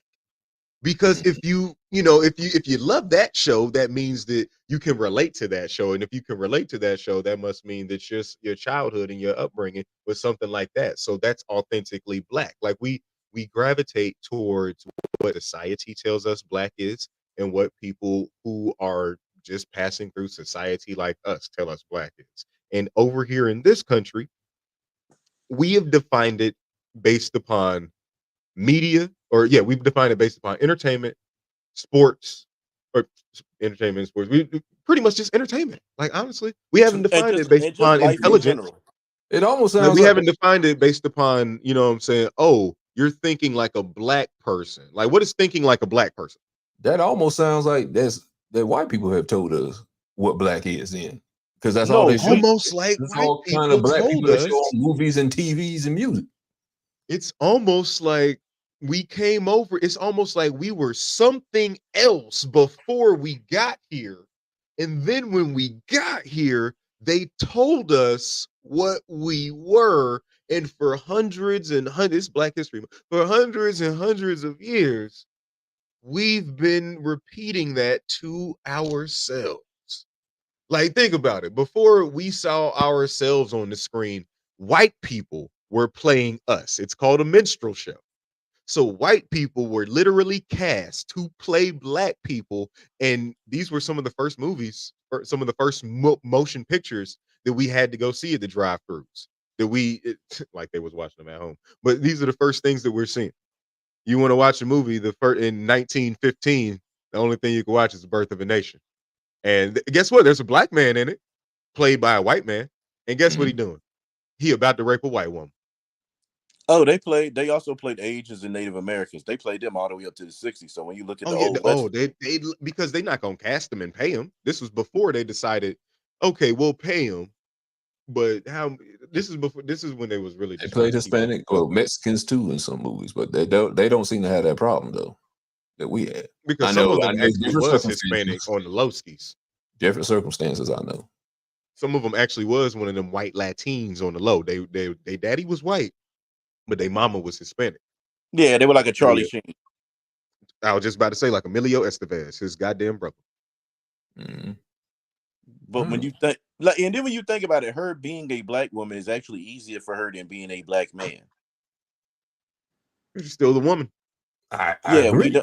we don't define womanhood. We define And what guess blackness what? is. It's even easier because you're light skinned still. You appear still white. Yeah. But I agree though. I agree it's easier to be a black person. But they got more pushback from us though than a woman or a guy that's pretending to be a woman but can't breastfeed. We're letting that go. I mean, that's physiological. Because women have to push You back on can't that. And breastfeed women, a baby honestly, if you don't have breast and breast milk. Because because women women don't. have allowed There's- gay people to become too inclusive. Women have been too inclusive I'll give you of that. gay people because yeah, the slang, the clothes, the music, the culture, you can have all of that. But literally, this is what separates men and women, our reproductive abilities and the way in which we nurture the way in which we nurture and provide for our children. A man produces semen that that goes to a woman's egg. A woman nurtures that child in her body and nurtures that child after it comes out of her body with said body. This is why a woman's body is referred to as the soil. It is the earth itself. That's why when we talk about earth, we talk about plant life. We're always talking about it in the sense of being a she, Mother Earth, Gaia, good shit like that. Mother Nature. So women have allowed the gay men to be too inclusive because they don't want to hurt anybody's feelings. And you know what? I'm not even going to say women. White women. White women have been too inclusive with gay people because and that's why you don't hear trans men because saying this shit. You can't pump out no semen and create a baby. So your manhood, and not only do we measure our manhood in terms of fighting, our manhood in the long run is measured in terms of our semen fertility. If we can create an heir, if we can create children on children if our bloodline can keep going, and we can only do that by partnering with a woman, fertilizing her egg and reproducing myself. A trans man has no dog in that fight. So shut the fuck up. You're not a man. You can't, Yeah. you know what I'm saying? And and you can even say men that are infertile, you can ask them. They don't feel like men all the way too, because I've had that.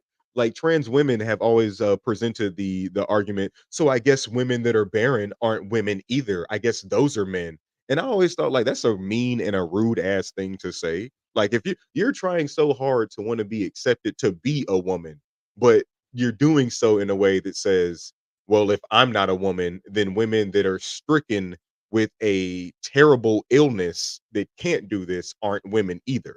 Why are they catching the stray for you not being allowed to create a baby for real? They use the same kind of that method when it comes to feminism when they talk about women.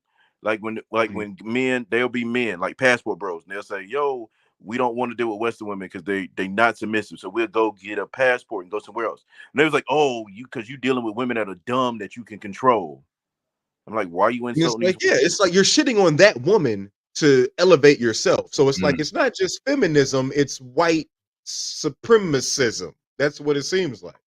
Because That's not all only are you feminism. disrespecting this woman of a different race, you're disrespecting a woman, so that's misogynist, and you're disrespecting a woman of a different race, so that's racist. So it's white supremacism. I can agree with that. Go with that. All I right. just made a word. White supremacism. Portman 2. All right. Let's go to one more. And they did not really cover by Ricky Bobby. Let's see what story we're gonna do. All right, I'm gonna put. We got a picture. We're gonna see if any of y'all fall in this category here.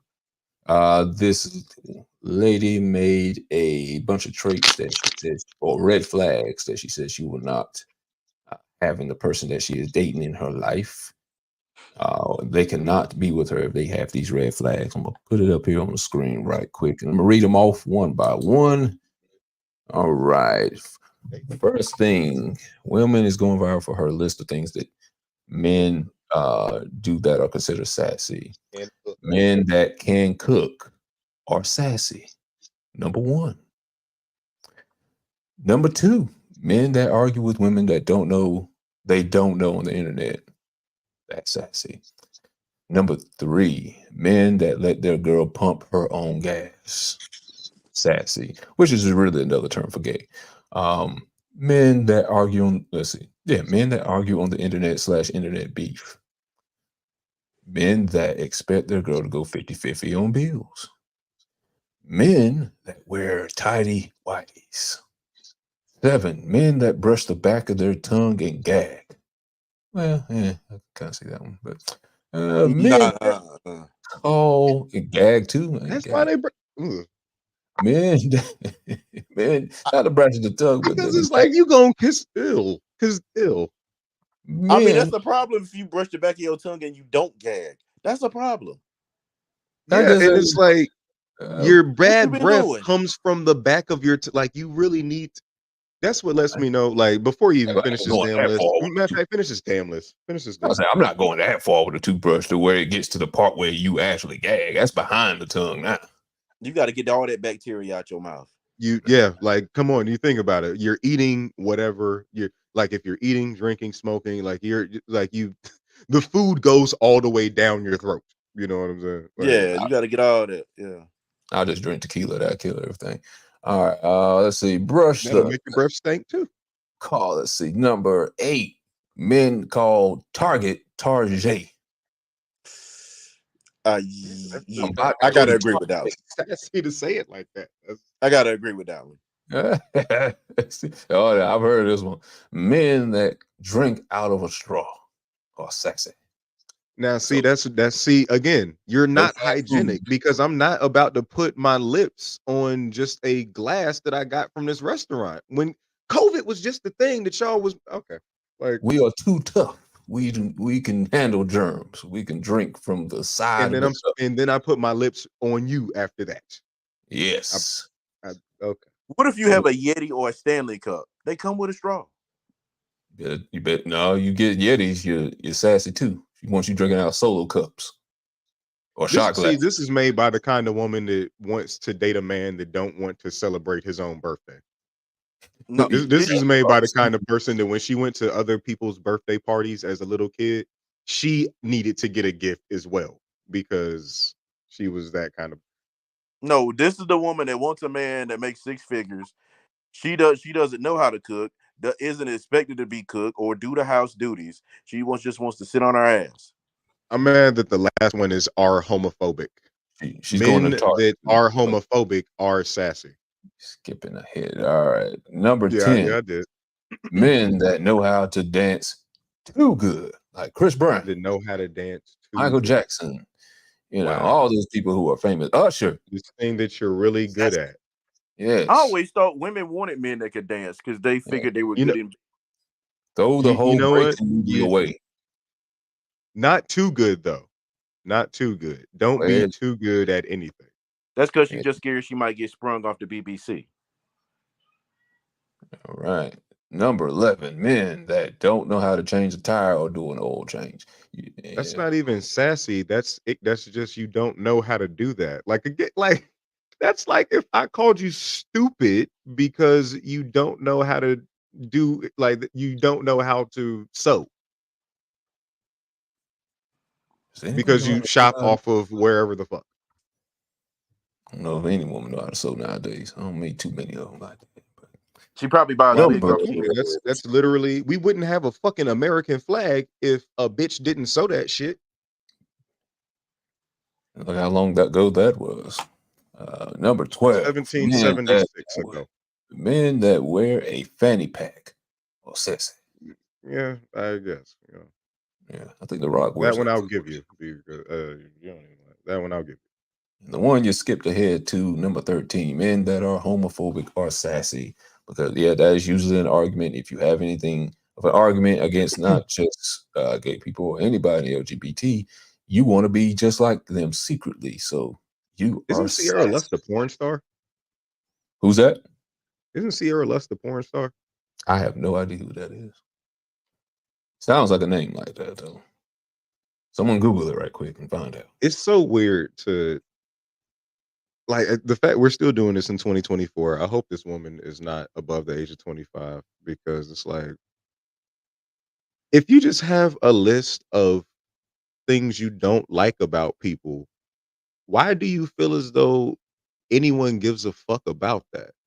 Unless you're miserable and you want people to share in your misery. Like, I never understand why every damn year or every couple of months we have a need to make these damn lists about, these are the kind of people that I think are bad, or these are the kind of people that you shouldn't. It's like, talk to your therapist.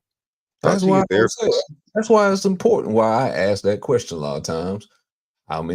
What's the percentage of men do you think that's actually good or bad? And based off of that answer, then I'm like, okay, what would you consider a good man? And if that percentage is low and you give a list like this, then maybe the problem women don't care about good men, because, like, obviously because you don't. So cooking makes you sassy? Yeah. You know one thing when they talk about good men, and like the last time I was up here, I gave a low number, but I gave a low. It's like men aren't supposed to be good in any way. But the thing is, now that I had time to think about it, I'm looking like, okay, a lot of women give a low number because the men ain't good enough for them. Not good enough. They aren't good enough for the man. The reason a lot of these women ain't find a good man because the men don't see him as somebody worthy of dealing with him. That's why I asked the question. That's looking at these lists like this. That's why I gave it the percentage that I gave it. It's because of the women. That's why I gave it the percentage that I gave it. 33, 33, 33, and 1. Because is it because of their choices of finding a man, or is it because there is no good man? That's why I asked this question. Yeah, it's usually because people don't have good values. Exactly. You're not going to know what a good man is if you don't even, not to say if you're not even a good person, because just like I said earlier, nobody is all good and nobody is all bad. And that gets muddied up with our values. If you don't see the value in a man that can cook, you're not going. So what is good to you? If you don't see the value in a man that cares about his hygiene, then what does it matter? Like, it gets really hard to say what is good then, because a man that can dance too good is sassy, but also being homophobic is sassy. So it's like you're kind of using a homophobic slur to tell me that it's such a mind fuck. Like, if you're homophobic, you're sassy. So if I'm anti-gay, that must make me gay. But if I do anything that is gay, like say Tarjay, I'm gay. So I have to be pro-gay and anti-gay at the same time. Yeah. The one I agree with is the 50-50. I kind of agree with the 50-50. Mm-hmm. But the reason I agree, I just wouldn't call that sassy. I would just say he's not in a good financial situation. But the reason I agree with the Because 9 times out of 10, if you're dealing with a woman and you do 50-50, they fuss at you the most when you do 50-50. Either when they make more money than you or when they do 50-50, they got the most mouth. But when you pay 100% of the bills, it's peaceful. Why are you like? But Uh, what is some sassy about it though? Like what? Because again, I'm not gonna ignore that sassy is still supposed to be a slur to take away from his manhood and make him. And it's like, why do women hate themselves? Because But are they you take it. saying that he has feminine character? Like he's less of a man because he has these characteristics I think in they which you looking at find to sassy, be feminine? Because that's what sassy means. but they looking at sassy as less of a man, not like you're gay, but like less of a man. So if you pay 50-50, What is less of a gotta, man if not a woman? that basically is the same thing, though. I mean, yeah. it's interchangeable. I'll say that. But you got to Like think, like when we go to other countries, we talk about gays, but we don't. It's damn. I'm trying to explain. That's when I got stuck. But let me start over again. Yes, we look at it less of a man. A human with the male parts. that's That's not what that's we how a call lot of these things work over motherfuckers. here now. That's Just a human with because real no one parts. says that many words about these. No, you get called sassy or a broke nigga. Like you, Well, But then, let me pop this but back then up. I think I'm gonna say a lot of these things they're saying pretty much you're acting like they should act. If you can cook, it's because she's supposed to be able to cook. she's supposed If to be so you able to why the cook. argue fuck with ain't women, she cooking only then? women are So supposed to argue. if I can Argue on the cook, internet beef. I guess women are only supposed to do that. Expect the girl go 50-50. Okay, they don't want that part. Wear tighty whities. That's maybe that's sassy, or maybe they calling that gay. Brush the back of their tongue and gag. They're trying to say that's kind of gay. Hygiene is not gay. and No, also, are you getting this they're talking information from about gay you men? putting the thing that looks shaped kind of like a penis and going. Not, I'm not saying it is, but going in the back of your tongue and gagging on it like you're trying to do something with it. So a man That's can how make she's trying to say it. So talking about a man can make the argument that stank coochie is masculine. Say that again. We can make the argument that stank coochie is masculine. I'm trying to see No what you woman mean. will ever be honest about the smell of her pussy. Every woman makes it seem like she's got the best pussy on the fucking planet. So that's the thing. Like is this list coming? Are they getting this information from gay men directly, or are you getting it from men that you don't like? Because if that's the case, nobody give a fuck about who you don't like. If you don't like men Oh, that can cook, you don't have to. I hate when we try to make people that we or a situation that we don't like into something that is like completely different. I don't like people that can cook for some reason. I don't know why. It's really just projecting. It's like you were in a relationship and the dude made you feel bad because you can't cook. So you probably tried to make him feel bad because he could cook. And women love to do that. They love to You know, pick at our masculinity. Oh, you a bitch ass nigga because of this. But it's like I'm doing this because you're slacking in this area, or I'm doing this because I'm good at it. Like the cooking thing specifically, tidy whities. I don't, I guess I don't know.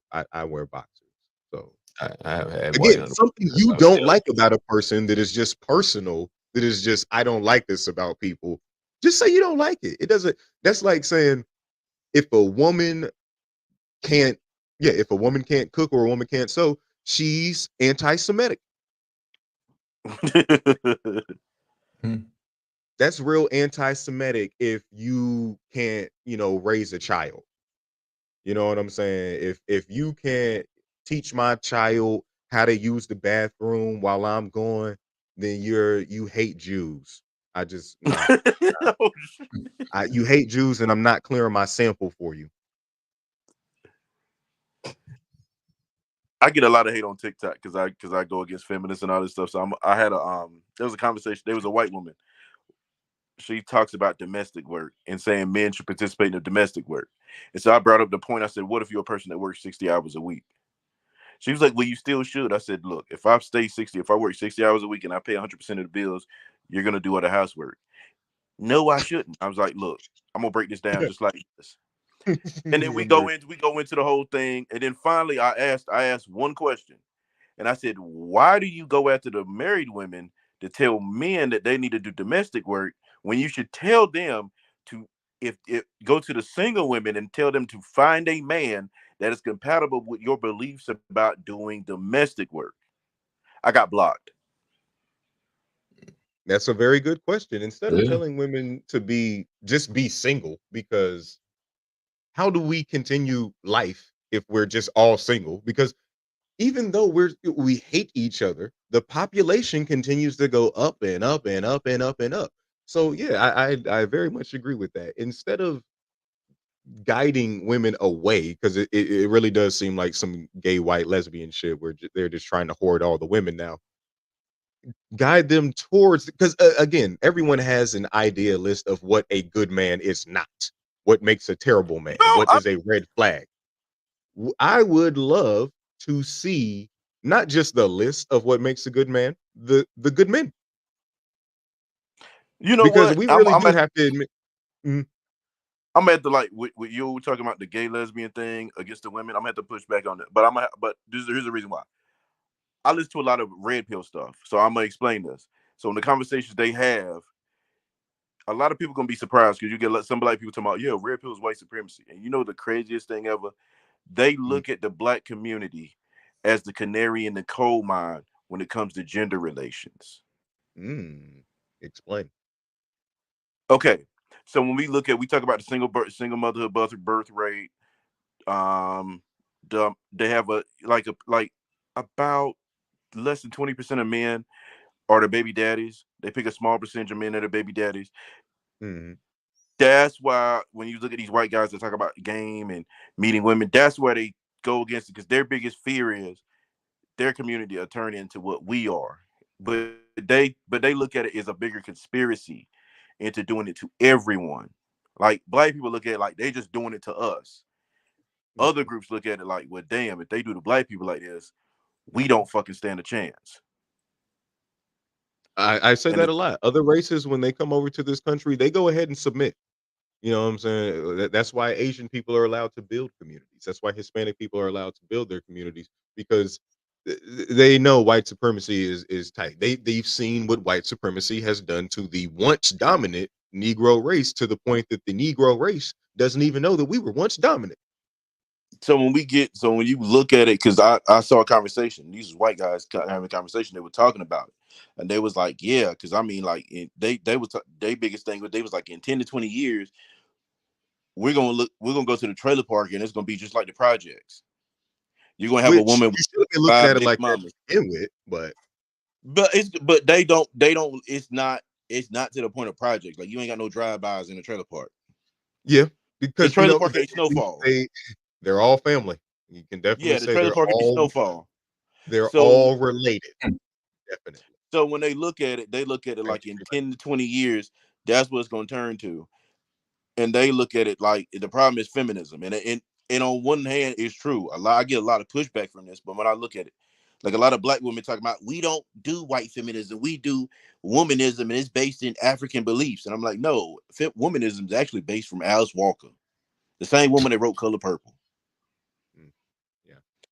that's married to Because a yeah, if white man. you're That doing was any married to a type white. of African women definitely are not about that. I mean, African women are very strong. They're very commanding and they're very powerful, but they don't do that by separating themselves from their men. Like Mm. they find their power not within the confines of their men, because there have been so many great African stories of African women that had to go outside what the men of their community were willing to do and hold it the fuck down. Like honestly, I was just watching Madam Web today. It's a piece of shit. I didn't finish it, but I know it's gonna end piece of shit. I would put the Woman King against Wakanda Forever, Madam Web, and the Marvels as a better story of the women. And notice that the Woman King does not get as much props and respect for this, but these women in this story within this community were they didn't show the men in a negative light. That's what I appreciate about this film as well. But they show the warrior spirit of these women and how they were so, even though they had been victims of something that only a man can do to a woman, that was not the core theme of their story. The core theme of their story was making sure that this does not happen to other women and other people like us. People got too wrapped up in the historical confines of the actual nature of the Dahomey tribe, which All of that was true, and everything that they said in the film was true, and everything that they decided to gloss over in the film is true as well. But we love highlighting these victim tales, much like The Color Purple. We love highlighting these tales of the women only gaining their power by separating from the patriarchy, by immediately attacking a patriarchy. And that's cool, that's fine, but when it comes to us and our stories, black men, we especially in the in America, we've never been the patriarchy in America. We've never been equal to a white man. Like, just because we've been able to work in the places that white men work, we don't get paid as much as them. We don't get treated And like them. and the black community is a matriarchy. It is. Like, honestly, more of us have more of us talk about Big Mama than Big Papa. You know what I'm saying? More of us have like literally like the whole notion of the baby boy starts out in the womb of the mother. Think about that. We don't ever talk about how we start out in the swimming around in the testicles of the father. No, but the thing about baby boy, and the thing a lot I noticed, especially on social media with a lot of black women, they get mad and say, "Why do y'all get after us when y'all should be getting after the men that didn't help us with the kid?" And it's like sometimes the woman that stayed does more damage than the man that left. And a lot of times, sometimes the men that leave because of the woman. And then also the woman sometimes, and because I got in an argument with this about it with a woman one time. She was like, "The men don't take care of the kids." I said, "Do you give the man space to be a father?" Mm-hmm. And most people they're like, what do you mean? I said, some of you like the control of the kid. You like having the kid because it's your way of sticking it to the man. And And then there's that additional emotional connection they have because they did carry this child for 9 months. So I get the possessiveness of my child, my child, my child. But you are very correct. And it's an element that a lot of women don't like to address that. Yeah, maybe the best and also a lot more of these are sometimes when the black man is not there, not all the time, not a majority of times, but a lot of times, he was murdered, he was in prison, or he was just forcibly removed by the household. And a lot of women aren't honest about the fact that some of them elected to keep this man out of their household because of the government benefits that they would have gotten by being a single parent. This was a it's plan. I literally bring it up on every episode now. In the 70s, the CIA said, we gonna get these bitches on this welfare. We're gonna get and then they some men of up. them make piss poor choices in men. And when you Just like mention some of us make piss poor choices in women, This is why matter I of fact, brought this Preezy up told you tonight. on yeah, the. that's true. I wanted to say it on the show last week when Preezy said to you, like when you told her your whole story about what you had been through with the woman, she had literally responded to you exactly how a woman would. Oh well, you should have known better. Well, you saw the red flags. You should, as a man, you should have been smarter. You should have been less naive. You should have been more guarding of yourself and your heart because you should have known that that woman wasn't a good woman. But when it comes to women, it's easy for them, we're more susceptible to them being, oh, he did what, girl? Oh my God, I can't believe him. He's so, oh my God, and he did what? You are completely alleviated of any fault and any blame in this whatsoever because I understand how you feel as a woman. That's why when you notice, even in the real space, Pearl, the white chick Pearl that talks Yeah. about women, they Yeah. give her shit because she says you need to pick better men. Mm-hmm. If we are told to pick better women and we are held to that standard of needing to pick better women, then when women are given this free agency that white supremacy has allotted them, you have to exercise it by picking better men. Like you can't just do the one night stand with you can't do the raw dog one night stand with every guy. You shouldn't. And as a woman, like to know that you have so much power, like women always love to use their sexuality as their power. They love to, when they put it on display, they say they're finding power in it, but you're really not. You're abusing the power in it. Because if you truly understood it, you would know that just giving your sexual energy away, allowing different people to enter you sexually and put their energy into you is a misuse of power and could literally taint yours. It could turn it toxic. That's why everyone has a bit of toxic masculinity in them because we're There's no exchanging such it thing. still. There's no such thing as toxic masculinity. Toxic people is just toxic people, man or woman. I could agree with that. Because yeah, I wouldn't say it is inherently masculine because I feel like women can be just as violent as men. I feel like men I, can be just as conniving as women. Yeah, they usually it's a general term that used for any kind of masculinity. It's called yeah, just toxicity or like whatever. But that's the way we've I been don't programmed. subscribe to We the. look at the negative traits as masculine traits. Yeah, but ain't that crazy though? Is like you can be so much of a man, but then you try to go the other way, then you're too sassy. So where's I the just middle like ground? I don't subscribe to patriarchy. I don't subscribe to the concept of patriarchy. But I explain Because I like ain't never, really I because haven't simply seen it in my lifetime. no, because simply all as a man you want to do is know if you with a woman, she has a child, is your child. That's all it simply is. And then Word. we have these conflicting things about the origins of quote unquote patriarchy. Historically, we've had egalitarian societies. Like when you look in Italy, like before the Romans, they had the Etruscans. They were egalitarian. Yes. You look at certain groups. Egyptians actually allowed women to inherit property. When women Yeah. come with the feminist narrative and I come with the facts, they get mad as hell. They actually found a This will in existed in a time where black women were in charge. That's why I agree with you very much. We've been a matriarchy. Like some of the first divinity that we were actually worshiping was the divine mother because we're made from the mud of the earth, and the earth was always depicted as a woman, except for in Kemet when the earth is Geb and shit. But it's always the mother that we are said to come from. We come from her womb. We will return to her womb when we all pass away. And the Africans held that belief in very high regard. It's only until the white man came to power that all of this that I feel like the idea of masculinity was tainted with toxicness. Because yeah, prior to that, the masculinity that the Africans were worshiping was the sun. In the sun and the son. So there was a duality of the sun being able to be dominant, but also being able to be passive. hold on. I saw this comment, Alexa. And what I mean by space is some of you do not allow the man to be a father. You wanted to have control over the father. Okay, like prime example. You have a kid. If the kid does good, A lot of you take exclamation credit points. for it. When the man does bad, when the kid does bad, you blame it on the father not being there. When that was your fucking fault. That does happen a lot. I did see a video of a woman, her child shot up a school, and the first thing she wanted people to understand was that he didn't have a father there. But I'm And if we're gonna guarantee be you, if honest, this and go if we're ahead, go gonna ahead. be honest, statistically, a kid does better with a single father in a two-parent household than a single mother. Most of your prison population is single moms. It was from single moms, you're saying. Yep. Most of your kids, they Imagine get a whole bunch of single most of the moms kids, walking around prison. That's orange is the new most black. most of the kids that end up getting have things happening to them is because they were raised with a single mom.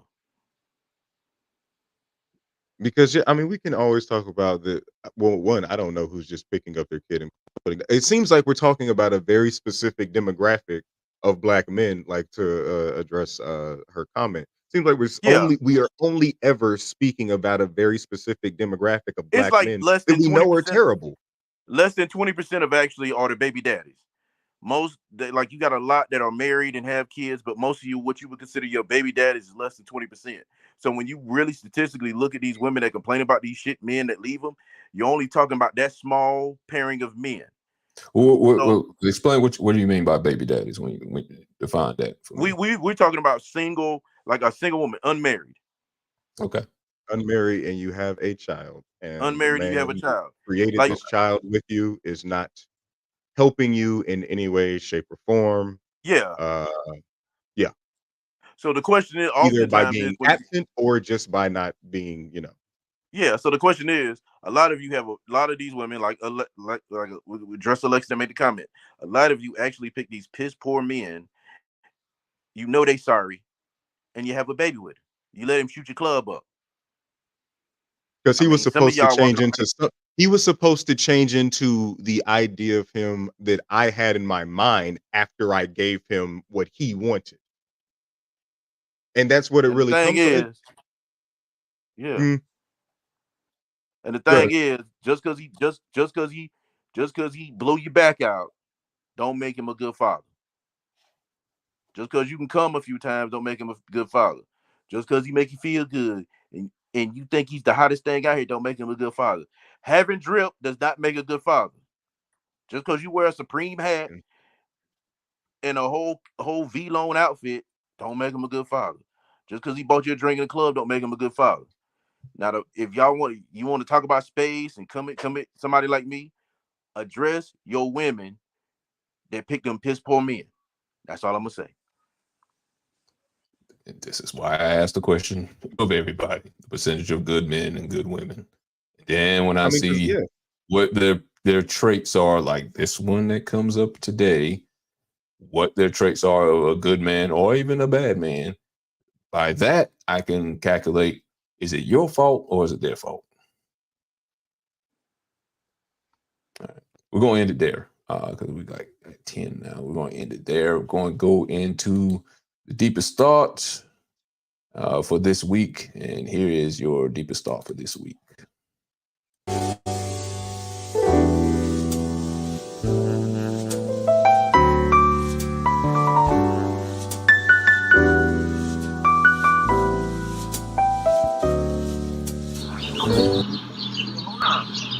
Fuck you on off. I'm not on yet. Okay, thank you. We don't want to. Yeah, we're not on. Nice. 20 seconds. Thank you. Beautiful as hell. Thank you. God, yeah. I better not be on motherfucking camera. But why are you over here on camera though? Watch Spectrum News. You can find out. Go find a TV and watch Spectrum News. You can find out. For what reason? Watch the news and you can find out. We're gonna watch it. Is this channel 8? This is channel 9 and 1 usually. 1 and 9. So I gotta get on. See, that's why I can't be left alone with a black woman. Or a mulatto chick. Because I can't stand these fucking white We are girls. done here. Please forgive us. Have a great rest of your day. You are sexy as fuck. I can't tell if he's mad at her or showing. Like, now this woman needs protection. Oh my God. And the cameraman just zooming in. The cameraman ain't shit. Yo. Oh no, he was saying he was liking her. They were hitting on her. Yeah, he want to get them cheeks. You know what I mean? Back in the day, we used to have C-band satellite. You know the big C-band satellite that moves? So when you go to certain channels, they would show the news before they would go actually. Yeah, I remember that. They would show it back to them. They be cussing and shit, digging in their nose. Oh, I saw a woman, the little cameraman, she just laid one cursing out on the cameraman. Well, they'd be like, I'm tired of this. I'm going to get drunk after this. Just watching that was hilarious. Yeah, wow. You don't get to see that too many times. Yeah, she was ready to go. I wonder what the story was in the first place, why she was even there in the first place. But she was clearly ready to go. She didn't want to be there anymore. She was about to be a story. She need to leave. She was a change professions.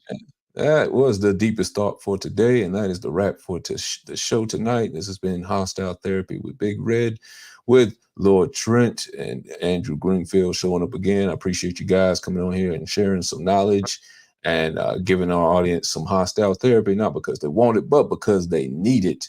We'll be back next Thursday for a brand new show at 7 o'clock. Y'all have a good night. Peace. Fuck Joe. Fuck Joe Biden. Fuck Jill. Fuck